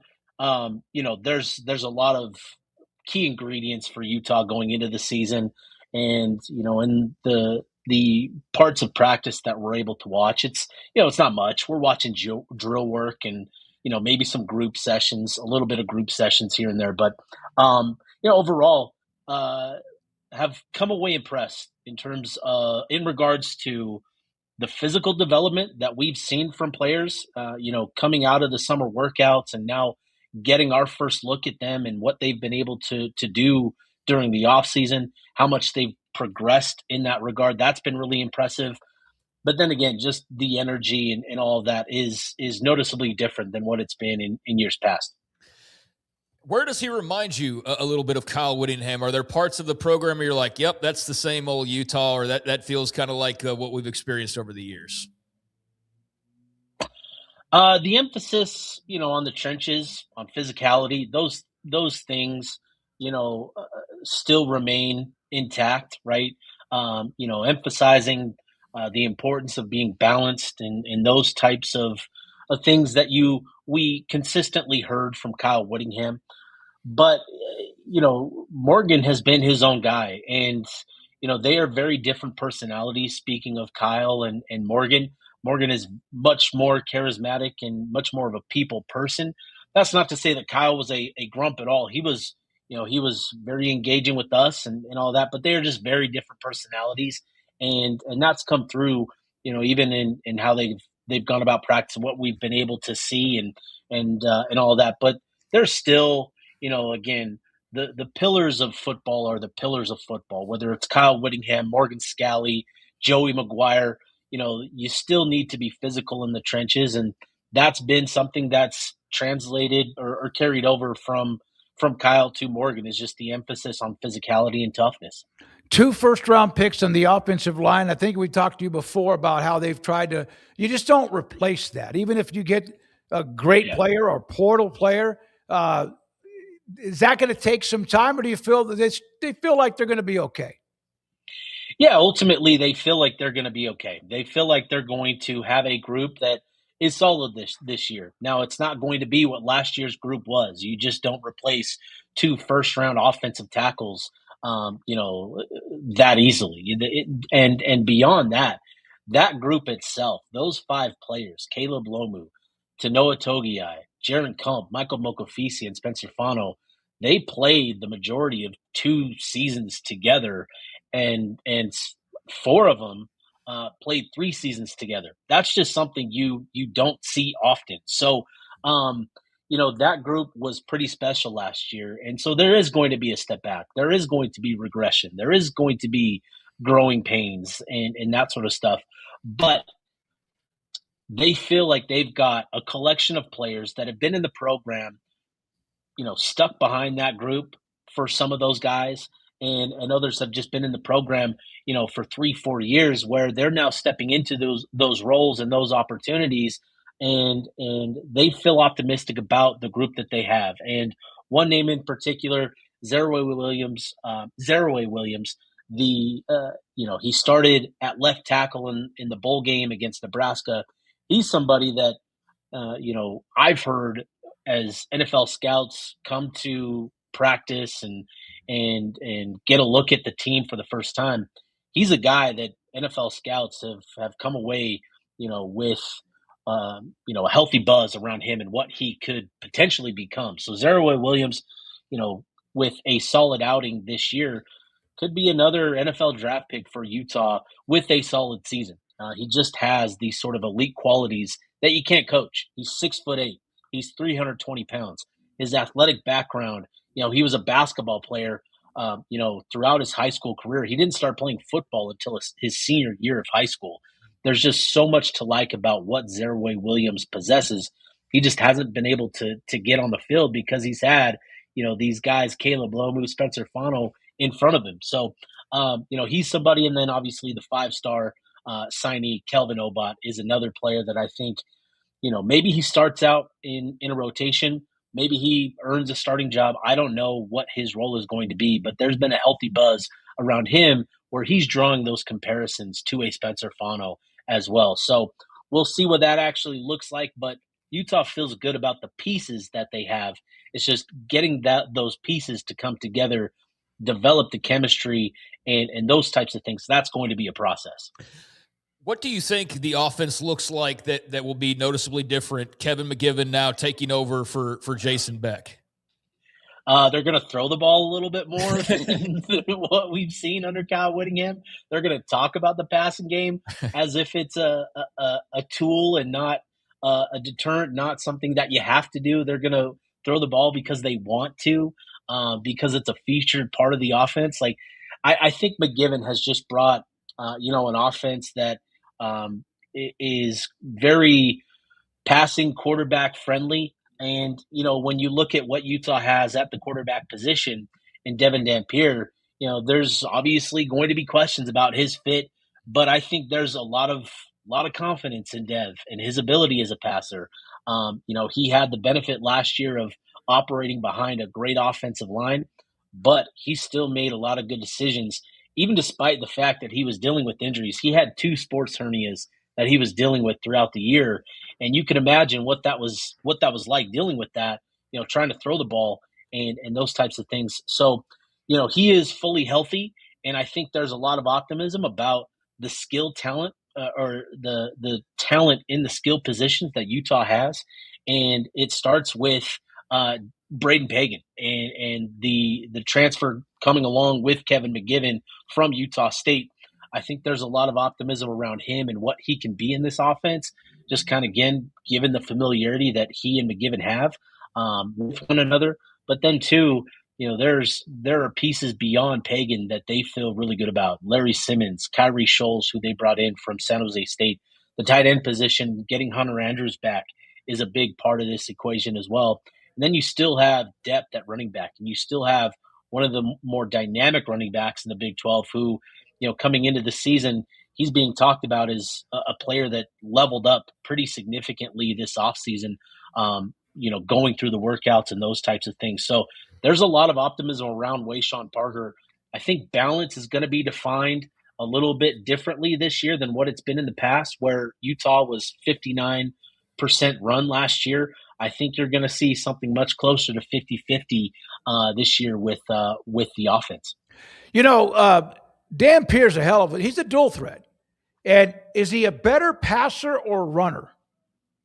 Oh, he's dynamic. He's athletic. I know. He is special when it comes to running the ball. He just has that sort of sixth sense in the pocket with that athleticism where he can avoid things and create things with his legs. There are question marks around his ability as a passer. And again, I think part of that is due to, the injuries that he played through last year. But I think there's a lot of room for growth and development in that phase of his game. And really that's going to be the key to Utah reaching its season is him, playing at that level as a passer. And I think that's going to be really, really important for Utah this season is for Dev to make those improvements, to showcase progress as a passer this year. What do you think about when you look at this schedule? What stands out to you most above all, whether it's the pitfalls or the stretch that, kind of can be a determining factor in the big picture here? Yeah, this schedule sets up pretty nicely for Utah. The two toughest games on the schedule, at least as of right now, you look at on paper, you've got Houston and you've got BYU, both in the top 25, and both of those games are at Rice-Eccles Stadium. That's always, you want to play your toughest games at home, obviously. It starts out with Iowa State on the road, and Jimmy Rogers has done a lot with less, and he's an impressive coach. Diving into sort of his background and history, he's done a lot of really good things throughout his career without a lot of talent. So, Iowa State is obviously rebuilding, but Utah going on the road, starting there, you feel optimistic about Utah's ability to go on the road game one of Big 12 play and get a road win. They come home to Kansas. Again, another pretty manageable, you feel good about Utah's chances to come away with that victory as well. Again, being at Rice-Eccles Stadium in that. So, you get through the first part of the schedule. You've got Arkansas coming here to Rice-Eccles Stadium. There's been a lot of talk about that game from the Arkansas AD and his frustrations with the scheduling, with that being a late night game, and then they've got to return home to play Georgia the next week. So I think Utah's kind of excited to welcome the Razorbacks to Rice-Eccles Stadium. That's a big game. But then just, again, getting into Big 12 play, I think Utah has a pretty manageable schedule. They have the tough games at home. Once you get to that phase of the schedule, I think it goes Houston, Cincinnati, BYU, Arizona, TCU. That's the stretch of the schedule. That is the where Utah is really going to define their season, is that stretch of the schedule. And those last two games I mentioned, come on the heels of that BYU game, and both of those games are on the road at Arizona and at TCU. So it sets up really nicely for Utah, but then that the final 6 weeks of the schedule is where Utah is going to be tested, which, again, if you're a coach with a roster like Utah has, you would prefer that, obviously, right? Because you have these position groups like offensive line and defensive line that there are big questions coming into the year. You would rather have those tough tests at the end of the year where you can build and and progress and develop over the course of the season and come into those games feeling better about what you have at those question marks. Can't wait for the games to start, Steve, and we can. I use this. We'll have evidence. Some are going to get off to a rocky start, and maybe at the end of the year be as good as anybody. But it's going to be fun to watch what Scally does. Good luck. Thank you very much. We'll have you again. Appreciate the time you give us when you have the time to be a part of this show. Steve Bartle, KSL. Appreciate thank you. You too, Steve Bartle from KSL Sports on Utah. The Utes with Morgan Scally as their head coach. Now, we're joined by Steve Shaw, National Football Foundation, also NCAA official, and has been a part of it and leading the way for a long, long time. You have seen him on TV before because he's officiated, I'm sure, many games that you've watched. And Steve Shaw, do we have him? Rez, yesterday. Yes. How are you doing? I bet you are. Are you traveling from all the various places where fall workouts are going to talk to teams and players, or et cetera? I have been traveling, and it's great to be on with you. I just got back in a little after lunch, so we're trying to catch up. How's the work being around you done? As far as, is that to have a bunch of different televisions or flat screens for you to monitor stuff? Well, in season, I have I call it my Shaw Video Center. I've got a big 80, and then I've got 2 other monitors that can be subdivided, so I can watch any number of games at once. And then really what's most valuable to me, my system, DV Sport provides the replay systems for all of our Division I FBS schools, and I have access into those. So if there's a question on a play, I can go to any play in America in real time and take a look at it and answer questions. So it makes for a long, fun Saturday. And we always love, especially when we get a late Hawaii game tacked on to early starts. But it's a labor of love. Yeah, it is. And a lot of times fans don't want to hear that, and they don't care because they obviously think their team always is getting a bad call. Let's go over the rules changes, Steve. Targeting penalty changes as far as carryover, replay procedures, player safety, on-field operations, etc. The new the punt rule. Let's start with that one. Not everybody was on board with this one. Tell us. So, and this is for fans to be educated. I'm going to ask them to put questions in our chat room if they have them. What is different about the punt rule? So we have had, for actually dating back to the 1980s, what we call numbering exceptions on scrimmage kicks or punts. And so there was a time when teams began to say, hey, we want to cover with athletes, not our offensive linemen. But by rule, you have to have 5 players 50 to 79 on the line of scrimmage when you snap the ball.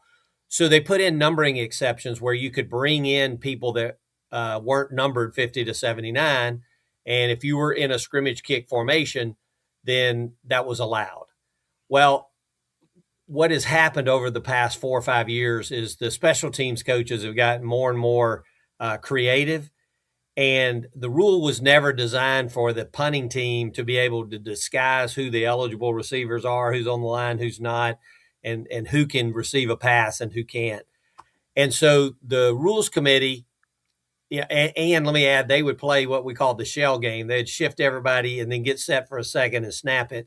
And the defense had no chance. So now on a punt formation, either one of 2 things will happen. You'll be in what we call a 2-by-2 formation where you have a snapper, 2 guards, 2 tackles, and the tackles have to be in or touching the tackle box. So that's 5 yards from the snapper. They just got to get a foot in there. So they can either run a 2-by-2 formation, and if they do that, those 5 players by position are ineligible, and the defense will know that. Otherwise, they have to have 5 players 50 to 79 in the game. And so that if they still want to use athletes to cover, then they're going to need to change jerseys. And so we have some teams that probably will do that and change jerseys. We've added a little bit of an ease of a component. The old rule allowed you to wear a second jersey, but you couldn't have Velcro snaps, any type enclosure or a zipper.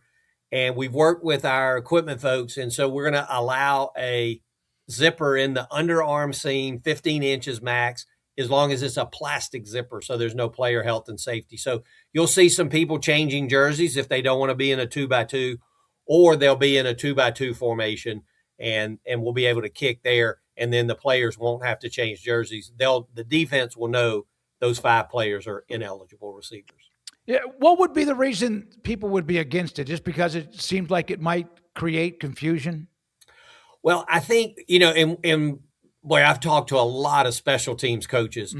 Part of the thing that it takes away from them is this, they would say creativity around all these crazy formations that they could put in. And I mean, we had video. There was a play from last year where it was actually Notre Dame. So their right guard, who had always been covered up, the wideout, maybe went back a half a yard, making him on the end of the line.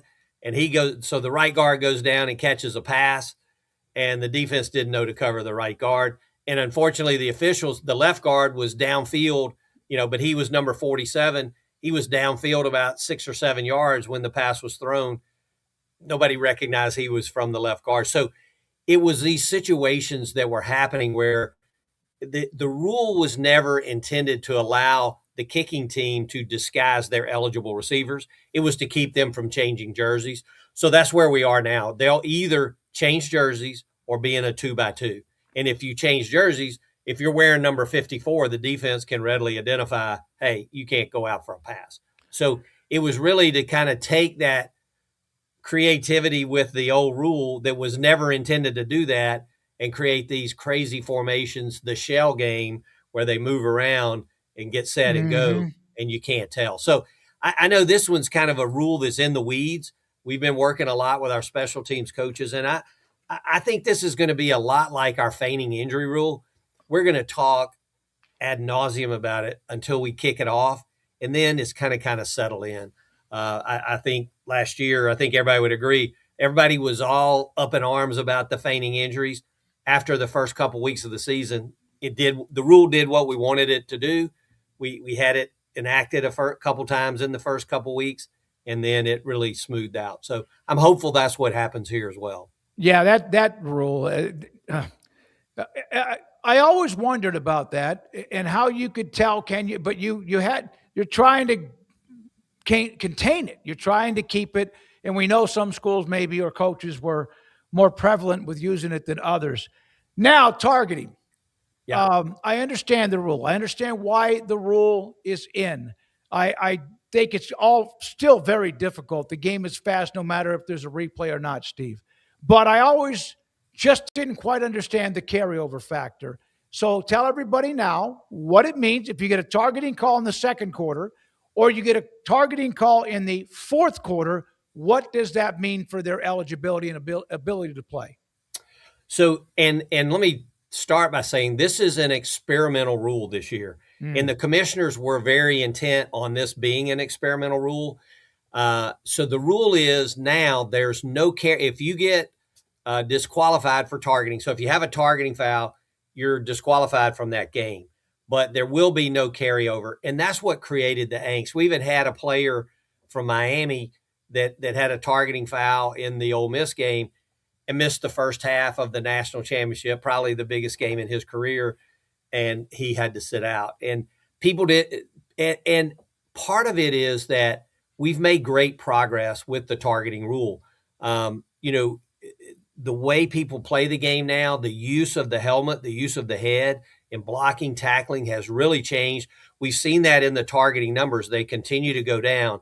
And so the reason this is experimental is the commissioners want to make sure that this doesn't kind of change behavior back and all of a sudden start, a new trend of targeting. So, and part of that is, so the rule is no carryover on your first targeting foul. If as a player, you get a second targeting foul in that season, then you will miss the first half of the next game. And if you get a third targeting foul, you'll be disqualified from that game and miss the entire next game. But we only had 6 players in FBS last year have 2 targeting fouls. And that's a compliment to the coaches and the players, with technique and really coaching it up. And so I think the targeting rule, although fans sometimes would disagree, has served us well for player safety. It's taken some of these high hits out of the game, which we needed to do. We got to stay on that track. But we'll leave the carryover disqualification for the first targeting behind. And I think that will be a lot better from the standpoint of where the fans sit. Steve, let me ask you a question. It could be hypothetical, but do you feel like did officials and it's hard because you're eliminating a player from playing, although you're also trying to make the game safe. Did officials at times understand the repercussions, not just the penalty of players being ejected? Did that ever affect, you think, decisions even after the replay? Well, our officials are human and they know the outcome. If they, from replay, if they confirm targeting, then that player is going to be disqualified from the game. But the rule has changed. It hadn't just set, in one place. And one of the biggest changes that we make, and I think really for the good, once it goes to replay, you must confirm all aspects of targeting. So if there's, if you're targeting a defenseless player, you have to have a defenseless player. You have to have an indicator of targeting, a launch, lead with your head, lower your head. And you have to have forcible contact to the head or neck area. So if any of those 3 areas replay was unsure, kind of in our old vernacular in a stands, we made the change to say, if you can't absolutely confirm all aspects, we're going to overturn it because we don't want to disqualify a player on a marginal, not really sure, but, so that has really helped. And so the ones, there can always be human error. Understand that. But by and large, we're doing a good job with handling targeting. And when players are, disqualified from the game, it's typically a targeting foul. Yeah. And those that are in the borderline or whatever, now we're overturning. And I think that's important to know because we don't want to disqualify a player, but we have to continue to make progress with use of the helmet in our game. It's so important to our whole game. Yeah, no, it is. And I know that sometimes we want immediate change. Like you have a rule. All you as an officiating group are doing is enforcing the laws that the NCAA and coaches have, of course, approved. And so a lot of times you're still going to get mad at you or somebody that's officiated a game. Right. I'm glad that the targeting call is being at least even if it's temporary, or at least for this year, a test drive. At least they're trying to do that. Pass interference, man. Pass interference on the defense is 15 yards, or if it's 8 yards down the field. Offense was 15 no matter what, right? And so now they're going to move that back to only 10. That is a nasty penalty to have to overcome 1st and 25 at offensive pass interference. It is, and that was one of the drivers the coaches had is, if you get a 15-yard penalty, it's almost a drive killer. There's no chance. And, the offensive coaches were quick to point out defensive pass interference is a spot foul with a maximum penalty of 15 yards. Right.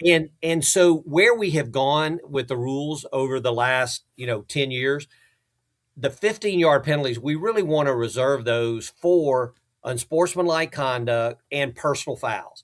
And we've made changes. I mean, kind of subtle. Nobody keeps up with this, but, illegally batting the ball or illegally kicking the ball used to be a 15-yard penalty. Those are 10 now. We try to get everything but personal fouls and unsportsmanlike out of the 15 yards. And so this is part of that. And yes, the defense has a maximum of 15 yards, but it's a spot foul. So it's some competitive balance in there. It gives the offense a chance to keep the drive going, but it doesn't change how we call offensive pass interference. That's the first question we got. Well, now that it's only 10 yards, are you going to call it more? No, we should call it when it's there and not call it when it's not there. The penalty would be independent of evaluating if it's a foul. The changes in modernizing unsportsmanlike conduct, which, I get the throat slashing. I get the, bang, bang, bang. And you saw that. There are things that just to me are obvious. What are, in your opinion, maybe more difficult, unsportsmanlike? For example, let's say someone's playing Texas. You know this was the thing, that you're playing UT, you catch a pass and you're going in the end zone and you put the horns down. Or if you're a team and you're UT or someone that has a hand signal that's at least clean, you put them up or whatever. Where are we on that? So when we modernize this rule, and let me start by saying that the rules committee, we looked at a lot of unsportsmanlikes. They're pretty comfortable, especially with celebrations, on where our officials are. They're using good judgment, not getting overly technical, right? Allowing the players, especially if they celebrate together, to have some latitude, and we know when they go over the line. And then anything that is taunting, okay, if it's directed at an opponent, we want that, no questions asked. And then, anything that is, disrupts the game, delays the game, demeaning to the game or an opponent, we're going to leave that in the judgment because we can't write everything. What we've done, the rule used to have a laundry list of things. I mean, it even had in that, if you put your hand to the ear, that was unsportsmanlike. Oh, yeah. When's the last time you saw that called? So we wanted to modernize it. And so what we have now is we're going to allow the officials to use judgment. If it's taunting, we want it. Celebrations, don't be overly technical. And we only have only five now automatics. And when there's an automatic, we want the flag. And you said it already. Any gun violence, including brandishing a weapon, right? That became a thing. We kind of taken that out. But anything with a weapon is automatic. Now, this is a change. We've always had the throat slash. The throat slash has always been an automatic. We've had this new thing come in called the nose wipe, where it's very specific like that. Not just a player, readjusting or touching their nose, but it looks like a throat slash, but it's at the nose. That now, coupled with the throat slash, is going to be automatic. And your fans are smart people. They can go research it. But in gang terminology, the throat slash is about the same meaning as this nose wipe, eliminating your opponent and that sort of thing. So that'll be an automatic with the guns. Removing your helmet, you make a big sack, you take it off, that's automatic. And then, where you have two guys after the play locked up fighting, usually it's a corner and a receiver, that's going to be unsportsmanlike. And people always hate that because it's an offset, and nobody gets penalized. But the difference now, when it's automatic, it's unsportsmanlike. If you get a second in the game, now you're ejected from that game. And so it gives the officials a tool when these two guys are locked up. Yeah, it's a penalty on both of them. They offset, we move on, but we can remind them, gentlemen, if you get a second, you're going to be ejected from the game. So let's clean it up. And then finally, pushing or pulling a player off the pile. And we've seen anytime you do that, you get a bad reaction. So there's just 5 automatics. Everything else is in judgment. And I think that's going to be good. We, again, not overly technical. We're going to allow some fun, but it's not directed at an opponent, and it's with teammates. You'll get more latitude. Steve, I know you got things to do, but is there any rule that perhaps is not getting enough attention that's changed? That because we're going over the offensive pass interference is different than yardage. Yeah. Taunting, unsportsmanlike, the punt rule that we discussed, targeting, of course, is being tweaked. On a text drive. Anything else? Yeah, there is one, and this is a big change in the game. We're introducing what's being called a fair catch kick. High school had a version of this. The NFL has a version of it. And so basically the fair catch kick is this. If the other team kicks the ball and I call for and complete a fair catch, then I have the option, and this will happen late in the half, late in the game. So if I fair catch the ball from that spot where I catch it, the head coach can elect a fair catch kick.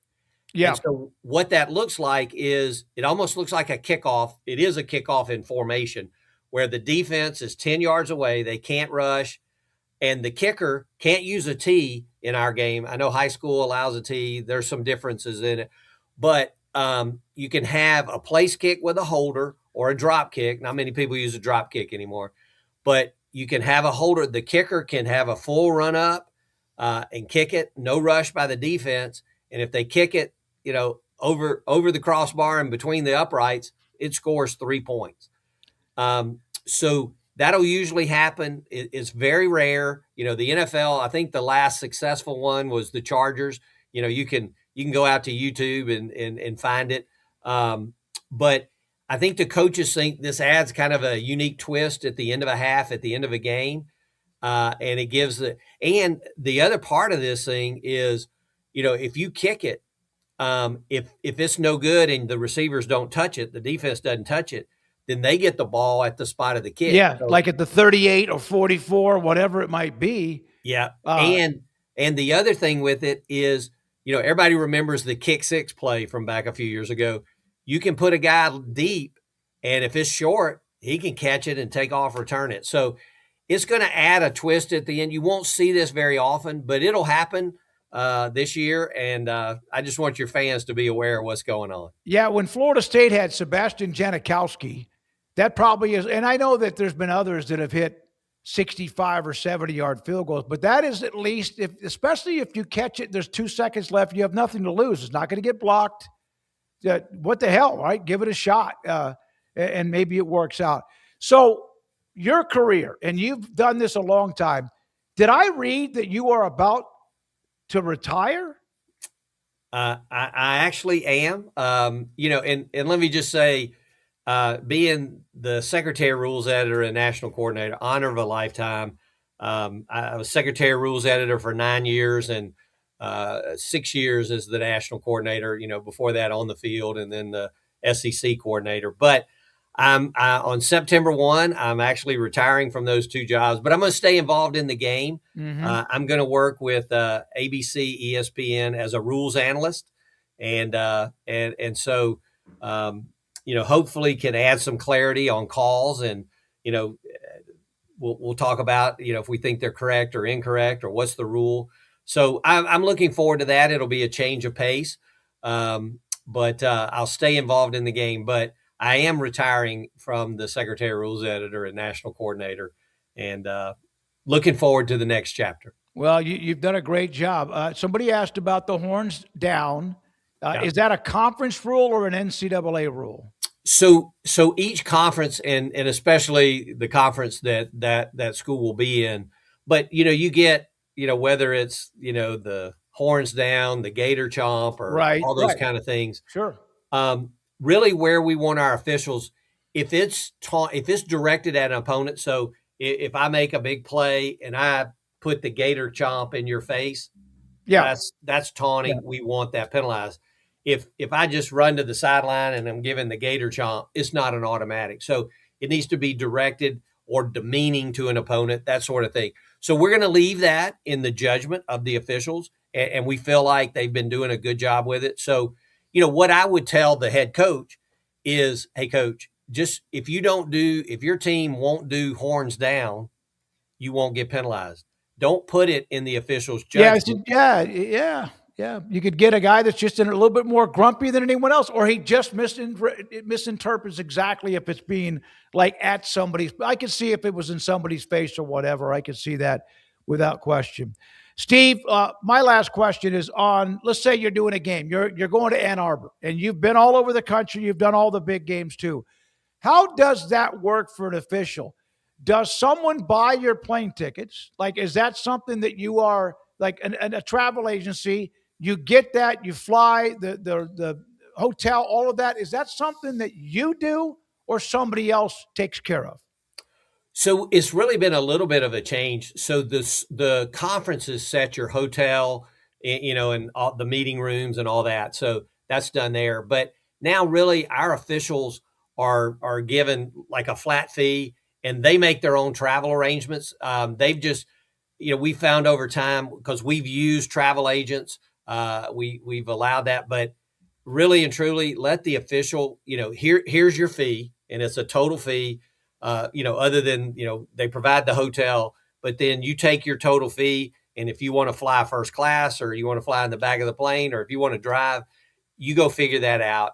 You get a flat fee. So, but once you're on site, and all of our crews, assuming a Saturday game, they meet Friday, usually have a dinner together. We'll have the start of their pregame meeting in Friday evening, watch their film, do all their prep work. Then they'll usually start about 5 hours before kickoff with their pregame on game day, and then the conference will provide, working through the schools, transportation into the stadium and then back out.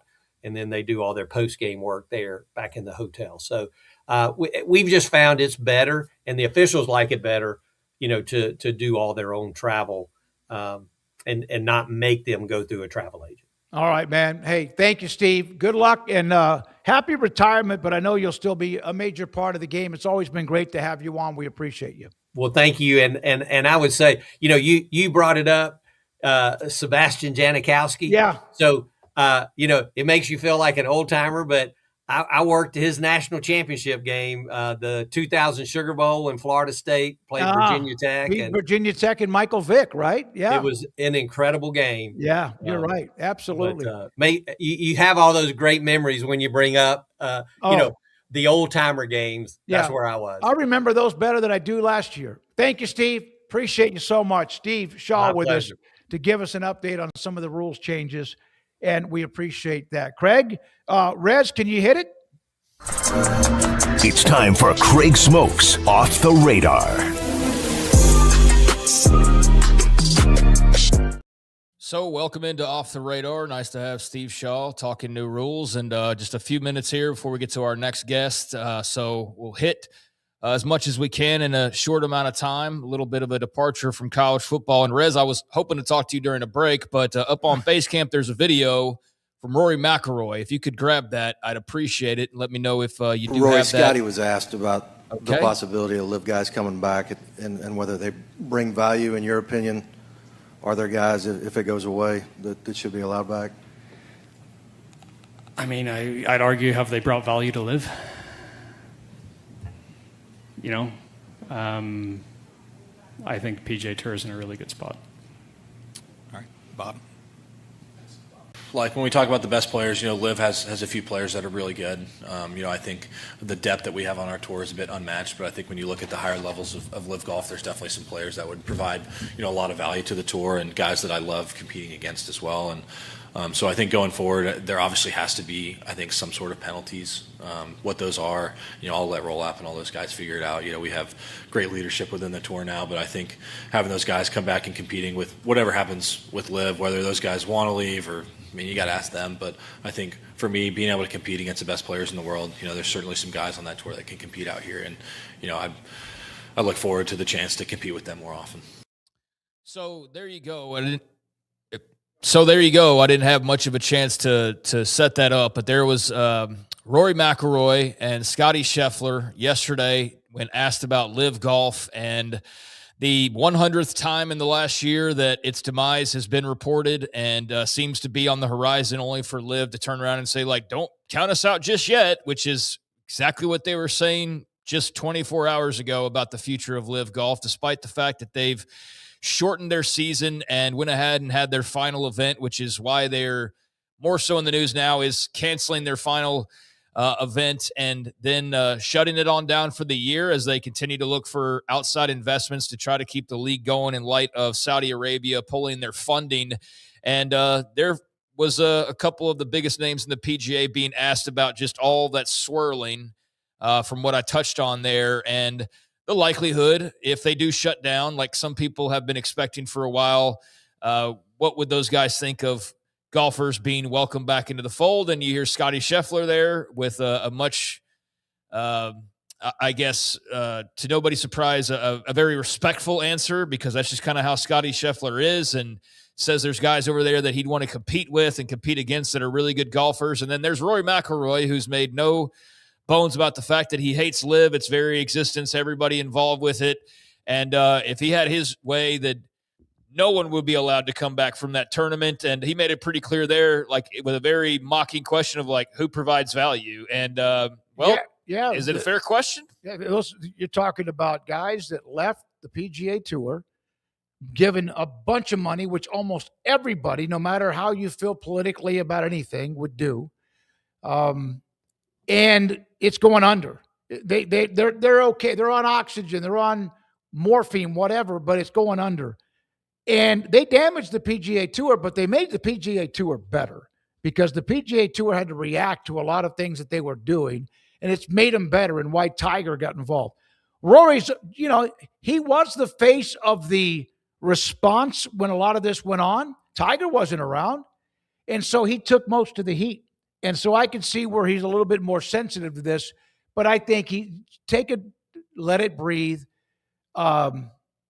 He just won you just won the Grand Slam earlier this year with a win at Augusta National. Let it breathe but he's been hit by a lot of the comments from guys that are trying to come back now. Yeah, he has. I don't think he needs to let anything breathe because he feels probably more empowered than ever to say what he's saying. He feels more right than ever because he was basically calling this, and I think he's probably been expecting it for a while, and people don't necessarily all agree on his style necessarily, or even all are fans of his, but he's been Mr. PGA, and so now the PGA is certainly the one in an advantageous position. They're not going anywhere. They're stronger as a result of all this, and stand to maybe become even more strong as a result of whatever ends up happening with LIV. But they do have their final event upcoming.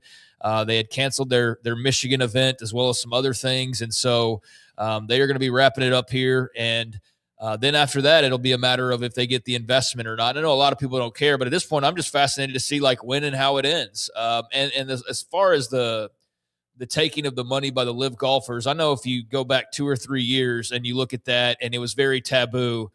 But I'm looking at a country where our politicians are taking foreign money by the millions every single day on both sides of the aisle, hiding it, not hiding it, flaunting it.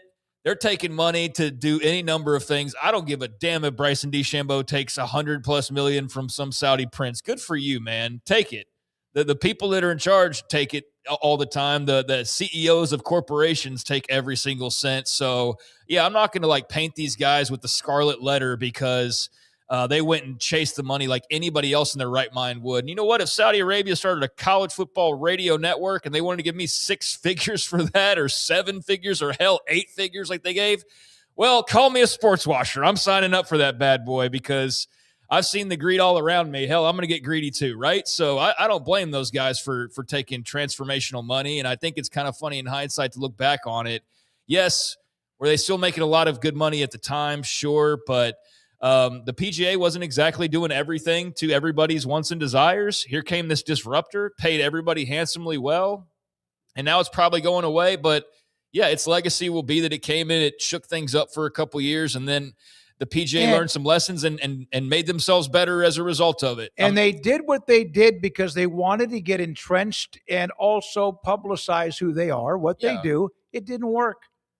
It didn't work. No, I don't think the sports washing really worked at all. I mean, they still do it in the WWE constantly because they're super in bed with the Saudis and have multiple shows there a year and this, that, and the other. And I don't think it's made much of a dent at all. They just get really big checks on occasion, and the Saudis feel like they're making inroads, but I don't think that they're any more well-positioned because they had WWE pay-per-views over there or golf events or whatever. Maybe for some places in the world that's improved, but it's not changed my opinion whatsoever.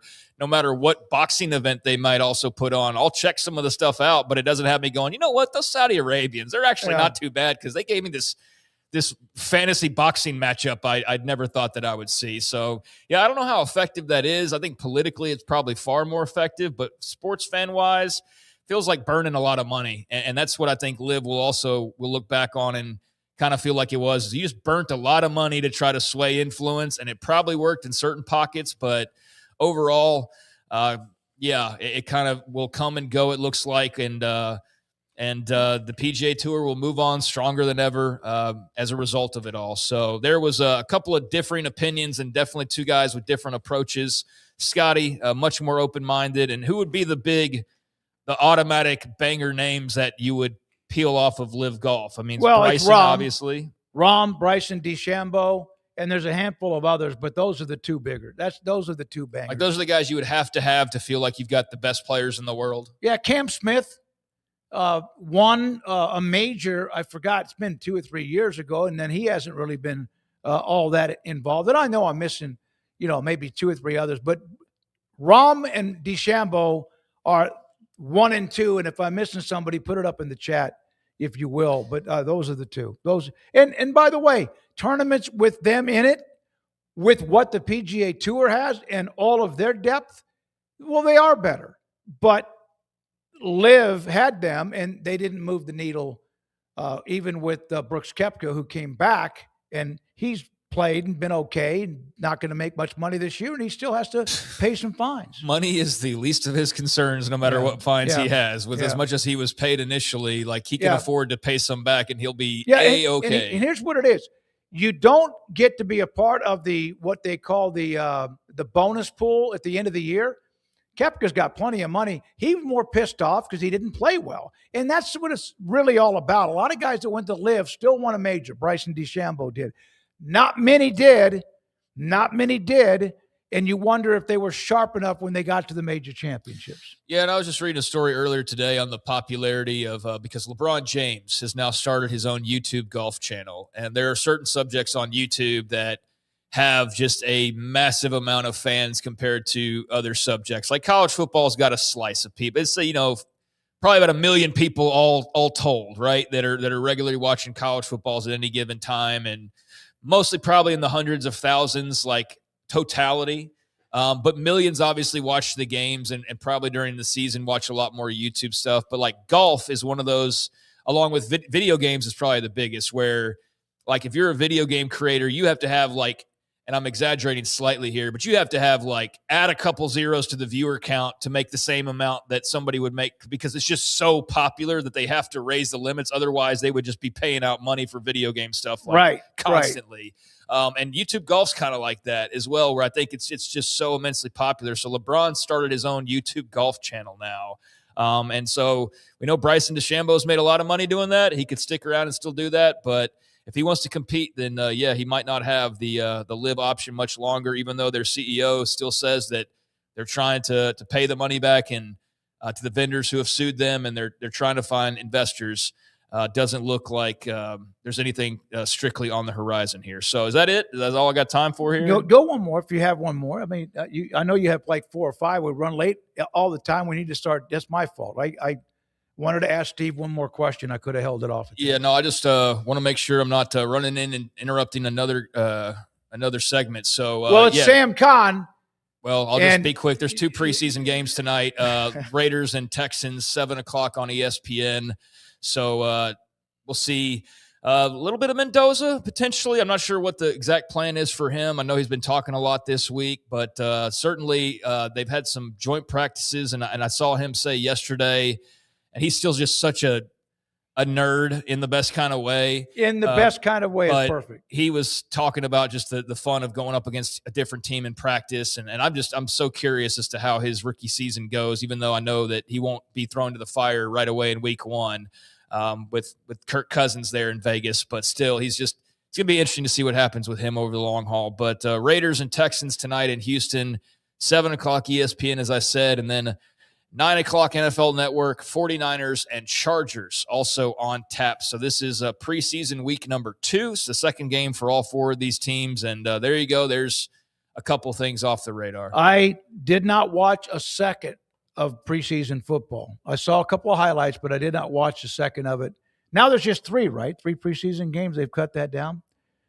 Did you watch any of it last week? I watched some of it. I mean, I'm not sitting there scouting or anything, but I definitely had football on in the background. Why the hell not? I mean, I've been watching Friends in the background for 7 months now, or, various other things that pop up that are just sitting there. So yeah, give me a little bit of live new football just to have as a soundtrack. There is something different about it, the level and the talent, even if it's a preseason game. All right. We're joined by Sam Khan, theathletic.com. Sam, I know you're watching NFL games because you're scouting college football transfer portal maybes, right? Do we have him? We'll break. Craig, we get a chance to break. We'll be back. This is 365 Sports.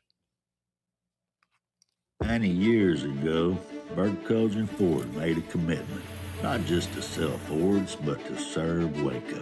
What began in 1936 wasn't a transaction, it was a partnership built through hard work, quality, and integrity. Mile by mile, for over 4 generations, Bert Cogen has been driven by Waco. Thank you for the road we've traveled together and the miles that lay ahead. Petty Clinic Men's Healthcare in Woodway is now proud to offer you men an exceptional weight management body sculpting product called semaglutide, also known as Ozempic or Wegovy. Semaglutide is an FDA-approved weight management medication. Once-a-week injections of this powerful medication offers an average body fat weight loss of 20% within the first year of treatment. In addition to body sculpting, semaglutide also normalizes blood sugars and has the clinical research proof of reducing blood pressure, cholesterol, stroke, and heart attack risk. If you're like most men and you have stubborn fat that will just not respond to typical diets and exercise, then help is finally here. Semaglutide. Affordable, highly effective. Google search Petty Clinic Waco and reach out to the Petty Clinic team today for a free consultation with Dr. Petty to see if semaglutide is right for you. Go to pettycliniclowt.com.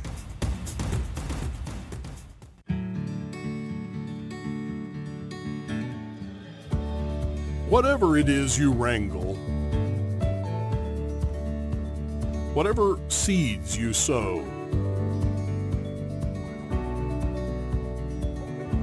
no matter what you nurture or what you choose to grow, at Texas Farm Bureau Insurance, we're proud to protect all Texans. When you play hard, sometimes you fall hard. Sports injuries require special treatment. At Southwest Sports Medicine and Orthopedics, our team of expert doctors provides athletes and active adults with comprehensive sports medicine care, diagnostics. Whether you're in high school, college, or beyond, we'll help you get back on the field. Call on the team physicians for Baylor Athletics. Call Southwest Sports Medicine and Orthopedics. You were made for more. More than the ordinary. More than the expected. You were made for big moments. Made for new friends. Made for the kind of experience that stays with you. And yes, made to discover. Made to create. Made to turn hard work into real opportunity. At Tarleton State, college is more than what happens in a classroom. You were made for more. You were made to be a Texan. I pitched in the major leagues for 24 years, and let me tell you, I can feel it in my joints. Shoulders, elbows, and knees. Trust me, pain doesn't retire when you do. I tried everything to get rid of the pain. Nothing worked until QC Kinetics. Baseball legend Roger Clemens and other patients are getting lasting relief with QC Kinetics regenerative treatments. No surgery. I trust QC Kinetics. You should too.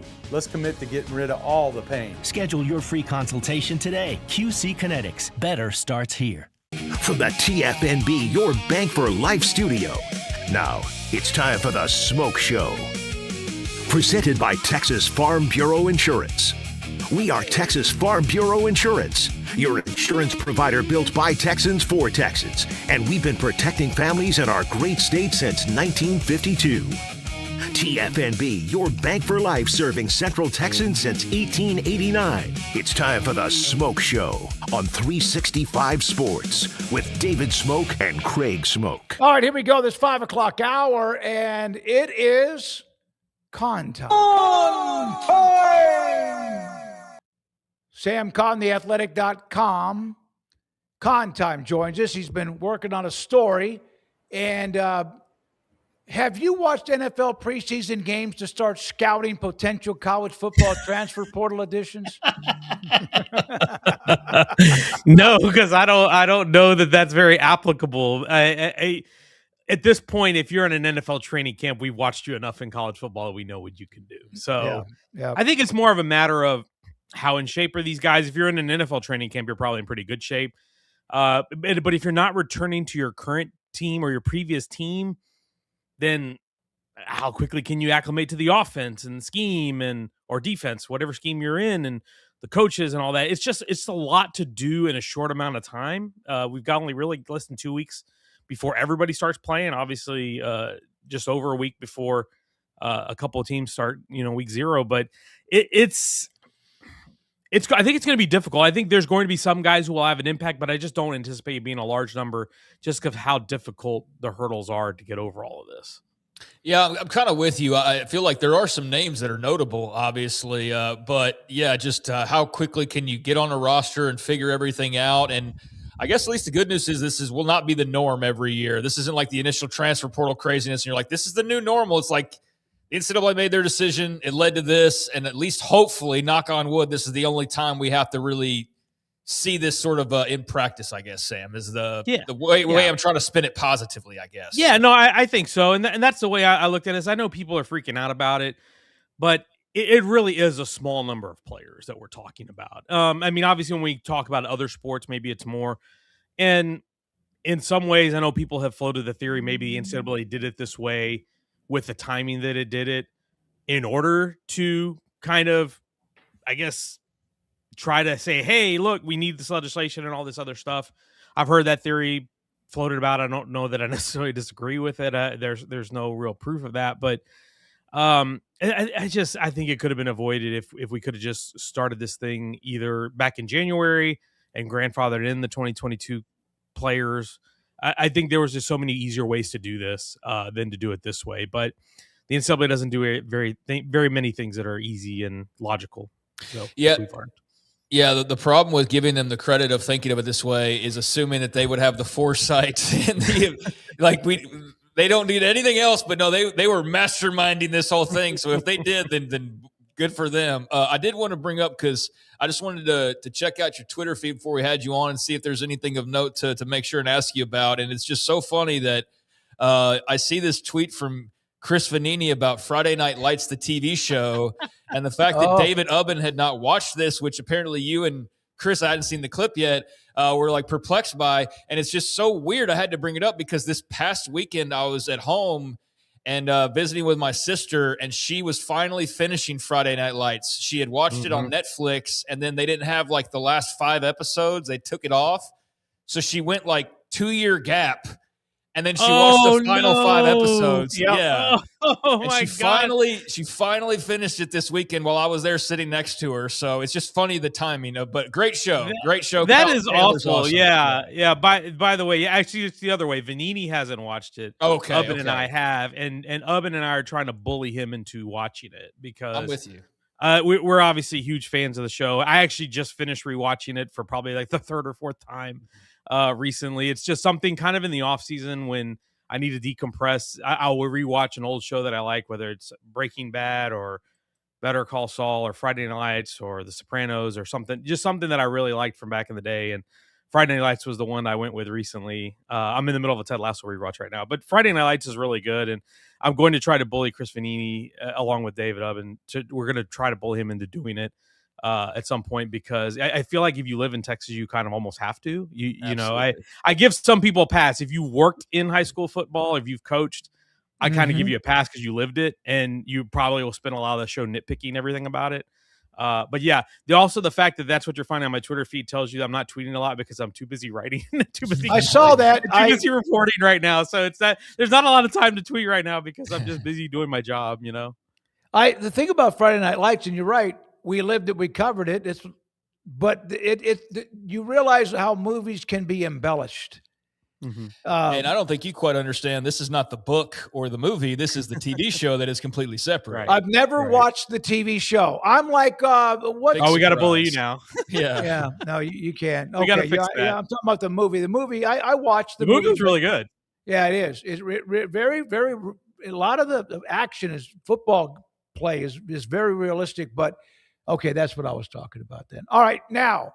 So you just filed a story. What is it? Tell us now. Oh, about what we were just talking about, the NFL guys that are coming back to college football. So yeah, just kind of updating the list. We're looking to see who was in the portal already. Obviously, there probably could be more to come because not everybody that's in the TRO is in the portal yet. But there's about 6 or 7, I think 6 guys that were part of that TRO that are in the football portal right now. Daquan Wright, the Ole Miss tight end, Xavier I saw Harris, that, TJ yeah. Harden from SMU, all three of those guys are in there. There's a few others who were in mini camp invite guys that are in there as well, but we'll see that list grow over the next couple of days, I assume.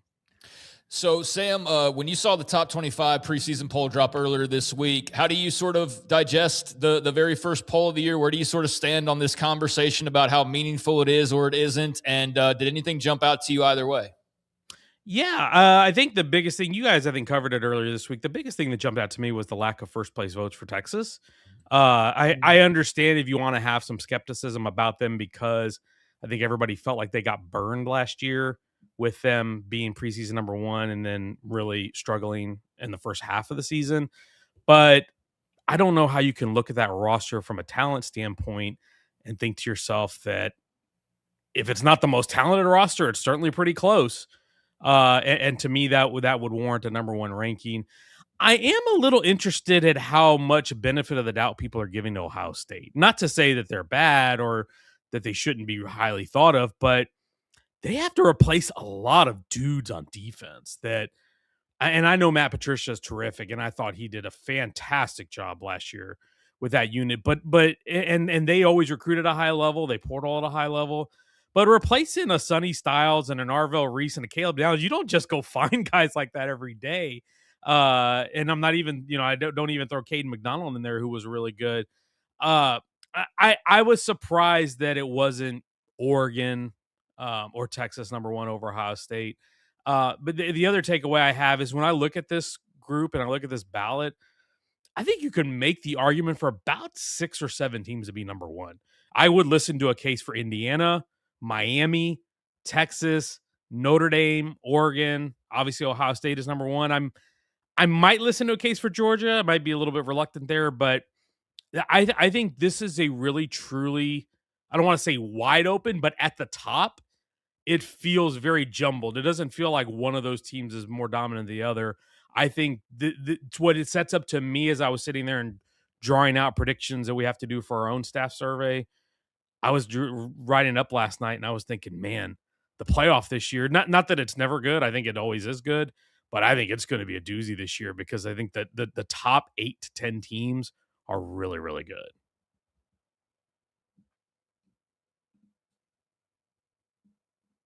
Am I gone? Did I lose anything? But it's also, there's just this level of excitement that I feel like I didn't have the last couple of years where I was excited, but this year I'm just like, man, there is 1,000 things that I'm like really looking forward to seeing. And going over like SEC predictions, like Georgia and Texas are commonly, but they're not looked at like dominant the way that Alabama or Georgia was. Like Ole Miss, Alabama, Oklahoma, maybe A&M, maybe somebody else. Like they're not that far behind those two schools, if at all. And I think, the Big Ten maybe has the most separation of anybody. Maybe Miami and the ACC, but like, yeah, there's like 10, 12 teams you can go like, yep, probably could go in the playoff and win a game or two, if not win the whole damn thing. Yeah, no, I mean, I didn't even mention Texas Tech, who I think very much could well end up winning a football game in the playoff if they get into it. BYU, I think, is a team that's going to be in that mix. I didn't mention LSU, but I'm probably a little bit more hesitant on them, but I think they do have the top-end talent that I could see it coming together. Michigan is one that's super interesting to me because I still think the talent level there is really good, and I think they upgraded in their coach and their coaching staff this offseason. So they're an interesting one to me. I didn't even mention A&M, who still is bringing back a lot of talent, has got a really good coaching staff. To your point, I think the Big Ten feels top heavier. I feel like their team, their top 3 or 4, I feel stronger about at this point than I do the SEC's top 3 or 4. But I feel like maybe the top 5 or 6 of the SEC, I think they're all within a certain range that I feel pretty good about, and I think could make it interesting. I think Oklahoma is a team that I don't maybe it's unfair to say this because they're a top 10 team, but I feel like people are kind of sleeping on Oklahoma a little bit. And I think of a healthy John Mateer plays at the level that we saw early last season or even in the playoff game. I think they could be really interesting, especially when you look at the talent they've got on that defense. What did you think of the extension for Brent Venables? Like, I know there's a lot of like symbolic stuff that schools do, like a lot of like promotion type things. And I understand he had a nice bounce back year. I just feel like it's a little bit premature. Like maybe wait till the end of this season and do back-to-back playoff runs, and then I'd be like, yeah, absolutely sign him up for 10 years or whatever. But I don't know. What'd you make of that extension? Yeah, I'm not a real big fan of the just giving the guy extension every year, but that's just kind of where we are. Yeah. I don't think it's just an Oklahoma thing. I think it's a market thing. It's a college football thing that we do all the time, and I am puzzled by it as an industry, not this specific mood, but as an industry, I'm puzzled by it because I get it. The coach is really important. But they need to be putting the money into the rosters, and not to say that Oklahoma's not. Oklahoma's putting plenty of money in the roster, but to me, when the coaching salaries keep going up and up and up, to me, it's like I think the teams that are the smartest are going to be the ones that can figure out how to navigate the coach situation and the front office situation while maximizing how much they put into the roster. Maybe it's a deal where Oklahoma is one of those blue bloods and they can just do both, and they can put a lot of money into the roster and a lot of money in the coaching staff. If anybody, I'll tell you this, and not there's nothing against Brent Venables. I think he's a really good coach, and I think he's a hell of a defensive coach. But the guy who I think has really earned his money this offseason is Jim Nagy. Like they have quietly had one of the best off seasons in the country, and I think what they're doing there from a front office standpoint is cutting edge. And I think they are becoming a template of sorts for other teams to follow in terms of how you evaluate and how you can construct a front office and how you construct a roster. And I think that's one reason why I'm really bullish on them. I think he's done a fantastic job there. I had lunch with a guy whose son was on the baseball, like not a player, but he was a part of OU baseball, a part of that run where they sucked at the end of the year, and then they ended up winning the national championship. And he talked about Nagy, about what he's meant. He's out, he's there, he's in Norman, he's got other people, players, and what role he has. Because you know how good he is, you know what he used to do. We used to have him as a guest. But you don't hear about him a lot. There's not a lot of like propping him up. He just does his job. Yeah. I mean, look, he's got the real skins on the wall from an evaluator standpoint. I mean, he's worked in executive levels and front offices in the NFL. Obviously, he has the extensive history with the Senior Bowl. His job was to scout college talent to project to the NFL. And what do you do in the transfer portal? You're basically trying to find premium talent that you can project, and you're ideally getting instant impact guys who obviously would then, once they've played for you, are pro prospects. And so he's got a great eye in that front, and I think had the right mindset and mind frame to come into this and build this front office. So I like I said, I think that model, I don't know how much it's going to catch on, where he's kind of even on the org chart, so to speak, with Brent Venables. I don't know how much that's going to happen in the sport, but I think what they're doing from a front office standpoint is, like I said, is cutting edge. Yeah, I think they're definitely ahead of the curve. I just wonder at some point, and it makes sense if you're trying to like kind of appease Venables, giving over some of his power to this other guy. So you're like, want to make both of you, but are you suddenly paying like $20 million just for these two guys at the top of your program? And maybe you're Oklahoma and you just find a way to do that. I don't know, but yeah, it is very interesting there. When it comes to who you feel like has not been maybe like everybody's talking about Texas. Everybody's talking about Texas Tech. What do you think is the most interesting thing that you don't hear as much about maybe as you would like to, or you just find interesting that you haven't heard people speak about all that much? I haven't heard a ton of buzz about Penn State lately. I think it's maybe because everybody's kind of wait and see with Matt Campbell and all the former Iowa State guys going over there. But I was looking at their schedule last night, and it's not that daunting. That very much I feel like could be a double-digit win ball club this year. And I'm super intrigued by the idea of Rocco Becht and Carson Hansen and all these guys that were at Iowa State and played well and did a lot for the program there. What do they look like in the Big Ten? Because I think if Penn State has the kind of season that I think they could smash a lot of narratives in terms of the conference structure and supremacy. I know obviously Penn State has a lot of returning talent as well that they were able to keep. And so you're kind of mishmashing what was a Big Ten roster with a large portion of Big 12 players. But I would be fascinating. I think it would be kind of fun to see if they just came in there and just became a playoff team right away. I don't know if that's going to happen, but I'll say this: is Matt Campbell's a hell of a coach. He wanted a place that was historically really difficult to win and raise the floor there in a way that I don't know that anybody ever has. And I don't know if anybody ever can do that again there, especially given the landscape we're in now. But they're a team that they're, I think, sitting at the poll at 18 right now. They're one that's kind of lying in the weeds. It wouldn't shock me to see us sitting here talking about them in late November. So they're one I'm keeping my eye on. Yeah, and I think the 18's fair. It might even be a little bit high, but I think it's fair. It's Penn State. It's not like they just lost people. They had a transition. They had a bad year. Things went wrong. It's Penn State. They're supposed to be. And I'm not using the logo because I get on it, because the logo, it's Penn State. But they are What Penn logo? State. Yeah. They don't have a logo. No, they do. It's not on the helmets. It's not on the helmet. That's exactly right. Sam, what's your opening weekend? Do you have like an assignment yet? Or how will you handle where you are each weekend?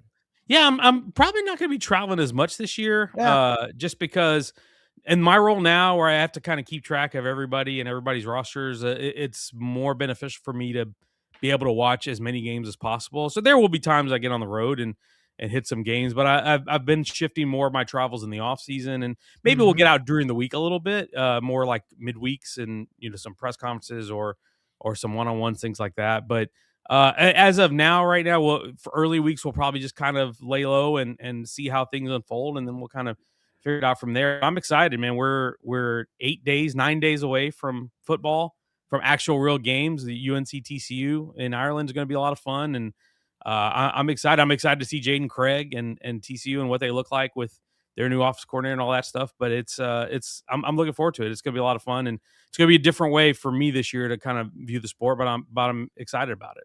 Great to see you, man. Enjoy it. And always great writing from theathletic.com with Sam Kahn. We appreciate it. And we're going to have you on Thursdays with maybe a blip or two along the way, but at 5, because it works better for you and your schedule with the youngins too. So we can't wait. Thank you, buddy. Have a great weekend.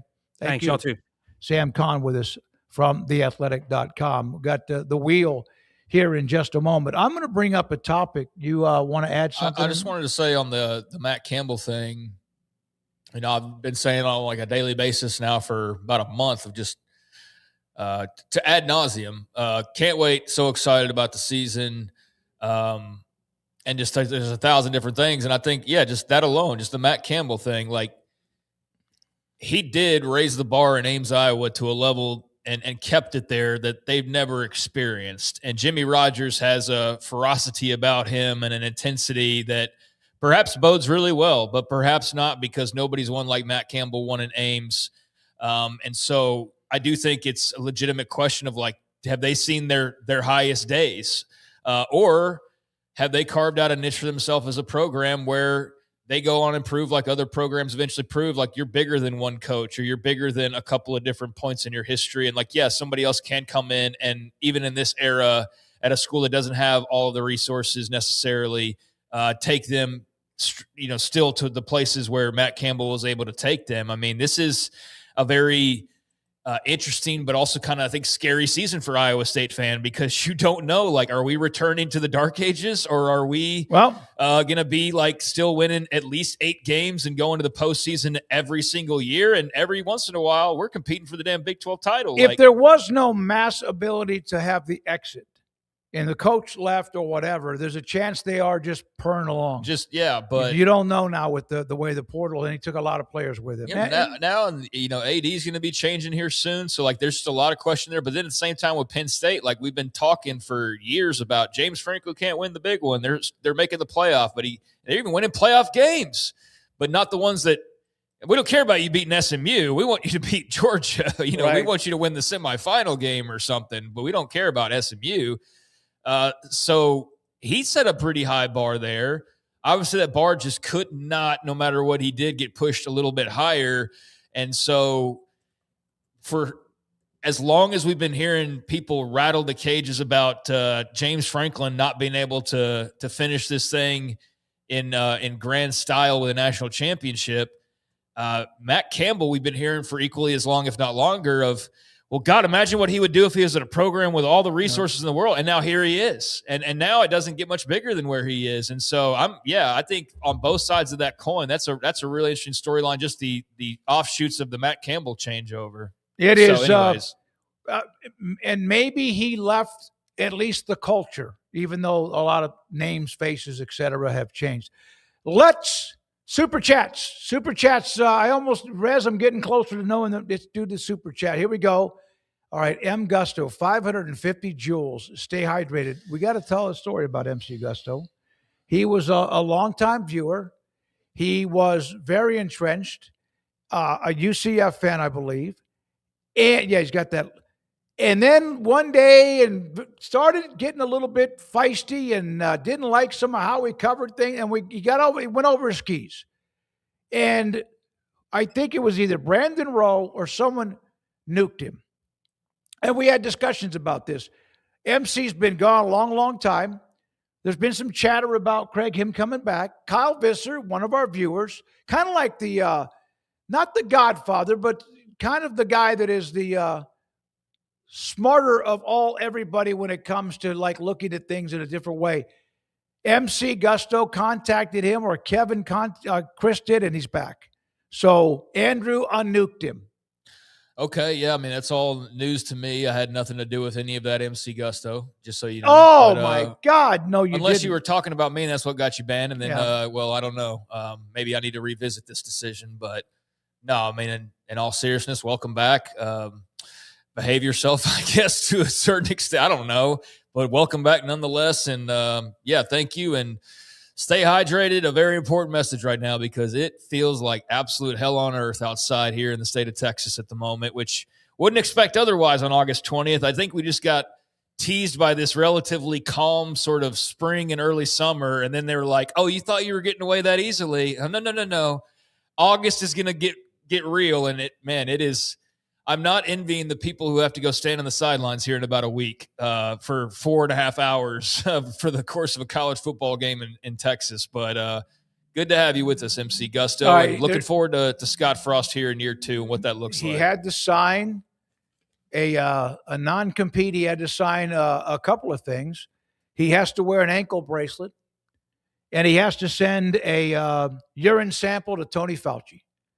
And then that's how he stays active with us. Seems a little stringent, but okay. No, okay, he doesn't have to send anything to Tony Fauci, but yeah, let's not. The ankle bracelet he's got to wear. All right, another super chat. Nice to have you back, MC Gusto. Your pet cat again, and I are buddies. Had a nice conversation on the phone. I now understand his madness and teams that are in. There's the list, Craig, of everybody that is eligible, has qualified to be a part of his Super League, with the contingency of how you can get in, and that's what I finally learned. But those are the teams that are in no matter what, which one day we'll discuss. Okay. Yeah, one day when we discuss that, I guess I'll be able to dive a little bit further into there's actually there's a method to his madness. Okay. Yeah, no, I wouldn't expect otherwise. Teams that expect to get in the league: Oregon, Texas Tech, Wisconsin, Louisville, West Virginia. Yeah, that would be a league, Craig, that they'll have a division. They'll play round robin, play each other, and whoever survives and wins it one year will be allowed to move into the Super League the following year. Oh, so you mean like exactly what I was trying to explain to you at the end of the show yesterday when we were talking about it? Yeah, no, I caught on it right away what he was getting at. So, yeah, I'm glad to hear that I was right. You have to get personal. And that's promotion, and that's what I was trying to say is a promotional aspect. They would go into a division that has a one less team in the Super League. That's where they would go to. Okay, well, yeah, I mean, I think some of the teams that I see on there, I think people would question whether they're Super League worthy, but it's your Super League, so you can put it together however you want to. Like, just immediately what pops out to me as far as, like, not me personally, but what I feel like, well, maybe my own version as well, but to each their own. But what I would hear is, like, does Arkansas belong in the Super League? Does Maryland belong in the Super League? Now, I know you're going, they've won national titles, and so there's categories. You're not just willy-nilly throwing them out there, but that would be kind of my first thing. But you've sort of explained your version of it. So for me, mine might be a little bit tighter for as far as the number of teams go, but I'll be interested to explore this further. And I don't think it's a topic that's going to go anywhere, because I feel like until the Protect College Sports Act gets passed, or if it doesn't, then that's going to tell us what the next step of realignment is. Because if that gets passed, then we got a cap suddenly, and Big Ten's probably all in on Notre Dame because they could only add one team. And the SEC could add, what, one or two maybe? So this whole idea of like, well, they're going to get North Carolina and Virginia, and they're going to get Clemson, and they're going to get Florida State, and they're going to like, no, you wouldn't be able to do that. Now, if it doesn't go through, all bets are off. You can do whatever the hell you want to, and anybody can move. So that needs to be shored up. But until it gets shored up, then yeah, there's going to be plenty of speculation. So I look forward to diving into this a bit further as we go along here. So thank you, your pet cat, again. So there we are. He did put those up. Thank you, your pet cat, again for the super chats. And Kim Coulter, con time. Appreciate Sam being a part of it, because it looked like we were going to have to move him to another day, but Thursday's great for him and around the 5 o'clock hour, so we get to save that. Hell, that's the day. I mean, the best days to be on the show would be a Monday or a Thursday, Friday, I mean, as far as what's upcoming here. So, yeah, we'll be able to kind of preview with him on Thursdays, and that'll be a lot of fun. I agree. Now, let's spin the wheel.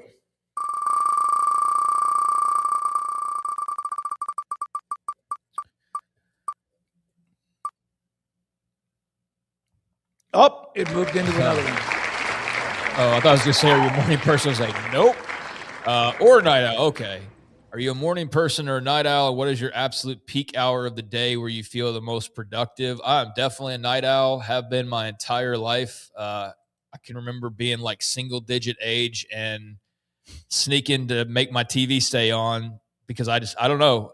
I think, honestly, like peel back the layers here. I think it stems from a break-in when I was younger. It is. I know exactly what you're talking about. So there was a break when I was very young and not old enough to remember, but had a house broken into, and it was very stressful, and it was a big deal. And everybody was fine in the long run. Person got caught, but I think, and I've never explored this, but I'm pretty sure that's what led to me having like real hard issues of sleeping at night, like being kind of scared. And then that just led into where when I was younger, I was staying up later than anybody my age should. And then it just turned into, that's just how I am now. Like, so yeah, I'm a night owl. I think it stems from that if I had to like clinically break it down. But regardless, the most productive, I'd say like 9 or 10 o'clock, I feel like I'm zooming along pretty good. And it's like I could go either way with the end of the day. Like I could chill out, I could work some more, I could go lay in bed and watch a movie.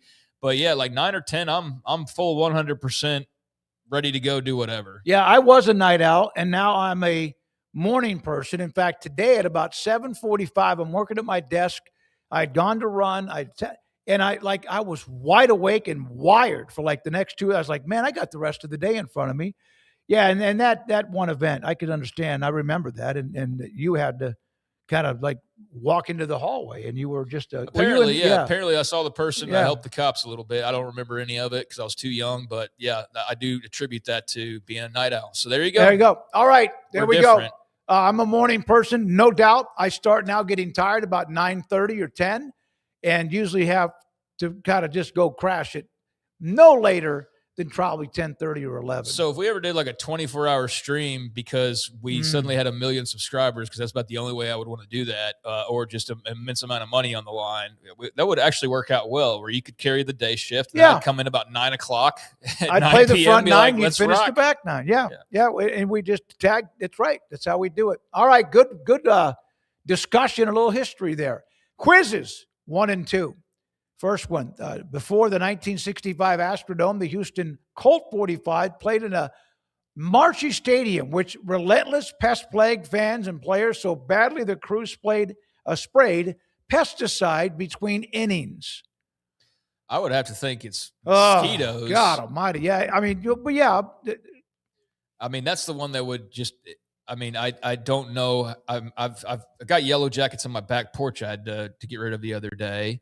But they're not like commonplace. I feel like the biggest bugaboo here is the giant mosquitoes. So that's what I think it would be. But I don't know about. I'll never. Yeah, they're horrible. They're absolutely. Horse flies, you can swat them. They're big enough. Locusts that may make a lot of noise. Yellow jacks can. You got to be careful with them. I'm going to say giant mosquitoes. I just think that's the one that makes the most sense, especially down in muggy ass Houston. In marshy stadium, that means there's water. Standing water, so let's see what it is. Giant mosquitoes, that makes sense. I'll never forget. With Tony, brother-in-law Tony, and they said, don't go behind the green at number 1 if you hit the ball over the green. Don't do it. There's billions. And damn if he didn't hit it over the green. I said, Tony, and he got, oh my God, he came running out of the behind the green. It was just saturated all over his body with mosquitoes. Craig? Observed August 20th, World Mosquito Day. We really got a day for everything. Marks the 1897 discovery female mosquitoes transmit malaria. It also recalls MLB history. Houston's Colts Stadium, built over swampy land, was overrun by mosquitoes. Sandy Koufax called them twin-engine jobs, and players' White Sox turned red from swatting them, helping fuel the push for the climate-controlled Astrodome. So we have mosquitoes to thank for the Astrodome. I don't, for some reason, get affected by them.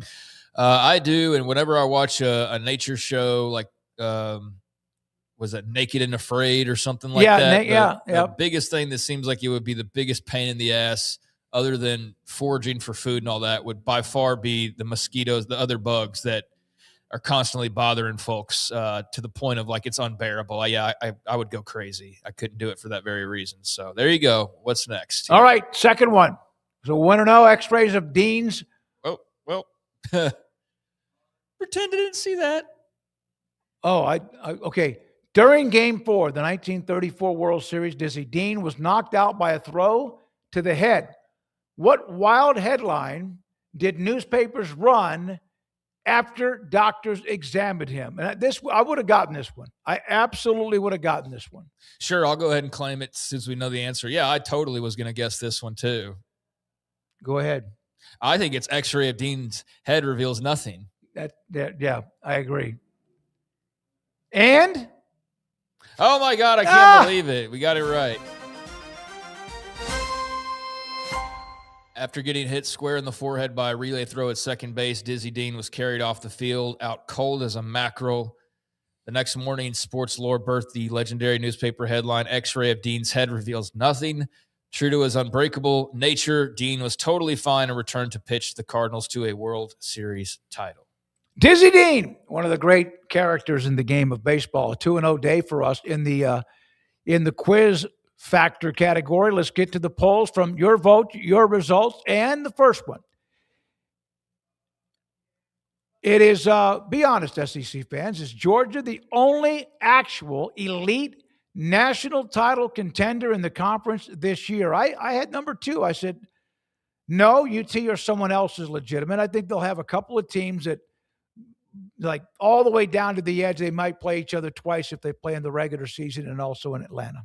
I think there's not a one elite national title contender. I think you either say there's a couple and there's Texas and Georgia, or you say there's none and there's just about 6 or 7 teams that all could very well make the playoff. That's kind of how I view it. I don't see Georgia as being a team that's carrying the SEC this year. I think they could very well be the best team in the league, but I think Texas is definitely going to have something to say about that. And I know there's warts on some of the others that maybe make them just a slight level lower, but I do mean slight. So we were talking about with Sam, you used to say, oh, well, Alabama, you knew was better than pretty much everybody. Maybe there's a couple teams that are better than them. Georgia in their heyday, better than everybody. But these last couple years, I mean, have shown out that no, like everybody's much closer than they were. And I think that's the case in the SEC as well. I do think the Big Ten might be, like Sam said, I agree with him, where the top has a little bit more separation, like their top 2 or 3. Whereas I think with the SEC, their top 2, which would be Texas, Georgia, probably, there's a little bit less room between them and then the next grouping of Oklahoma, Ole Miss, A&M, LSU, whoever. So, I think no, UT or someone else is legit. That's what my answer would be. All right. I said 2, and I fell in the trap because that means if I say there's 2 or 3, that means there's not the elite national title contender. I don't think they're not great or elite based on if Georgia were to go win it. I mean, the bar for them to match what they did 5 years ago is so exceptionally high. Yep. I mean, but then again, Indiana is one of the greatest teams we ever saw based on their resume last year. So, yeah, it's certainly possible. I just don't expect that we're watching an all-time, like we're going to mention them with 2019 LSU, even 25 Indiana. Like, I don't think there's that team necessarily. Even Kirby Smart has said they're not – the teams they have now would not stand a chance against that run Alabama with Saban and Kirby Smart a couple of years when they won 2 in a row. It's just the ceiling has risen, the ceiling has dropped, and the floor has risen. No, there's really people that believe, and maybe rightfully so, that if you were to take 2019, was it 2019 Georgia? No, was it 21 with TCU? Whatever that year, yeah. That their second team could have beat most every team in college football that year. Or Sark And said that they don't have that team, anymore. Yeah. All right, last one. Who is the greatest college football player to ever wear the number 5? I thought about LT because he was such a great running back. Unbelievable NFL player too, but this is about college. And to me, Reggie Bush, because Jaden Daniels, number 5, were not allowed to vote for his. Reggie Bush, 69% overwhelming pick. Yeah, I think that would be my pick as well, and I think it would be in the same order as what we got here. Yeah, Reggie Bush, LT, McFadden, and then JD6, or I guess JD5. But no, yeah, the Jaden Daniels thing's just so silly. I know he's got to feel just so dumb about it if he acknowledges and allows himself to really think about it. He might also be that kind of robotic guy where he just doesn't hear anything. I could totally see that with him. But if he does listen to outside noise, then yeah, I think this is a last few days that he'll learn from and hope to avoid in the future, because it was very silly what he opened himself up for, or his team opened him up for. Best thing that happened is that story kind of got off it's still some memes out there that are going to haunt him for quite some time. Reggie Bush was freaking incredible. And yeah, I don't have any surprise here that he is the overwhelming favorite. McFadden and Tomlinson were awesome as well, but Reggie Bush was, man, something special back in his day for sure. All right, there we are. Andrew Valet, thank you, sir, for the wheels, the quizzes, and we were 2-0, and also the polls that he puts up in the show. You answer them, and we had those. Rez, Michelangelo Flores, fantastic job. Garrett Ross, also a major part of it. Tomorrow, we're going to get into another level of college football. We always try to look at others besides just the FBS. We'll do that with a head coach from the state of Texas who's playing against a team that's favored to win a college football conference championship. That and also more. Craig, thank you very much. Thank you, Rez. Thank you to our audience. We appreciate you, MC Gusto. Welcome back. This is 365 Sports. We'll see you tomorrow at 3. It's time to compete against yourself. Finding too many excuses not to work out combined with bad eating habits, and Waco Regional Tennis and Fitness can help reach inside your competitive soul. Discipline, getting results you've only dreamed about, personal training, group exercise classes, and even a tanning bed, world-class tennis facility, and pickleball courts and lessons available. Waco Regional Tennis and Fitness, spacious, clean workout rooms, free weights, state-of-the-art technology, weight training equipment, and no intimidation. It's time for you to react today, not tomorrow, at Waco Regional Tennis and Fitness on Lakeshore Drive in Waco.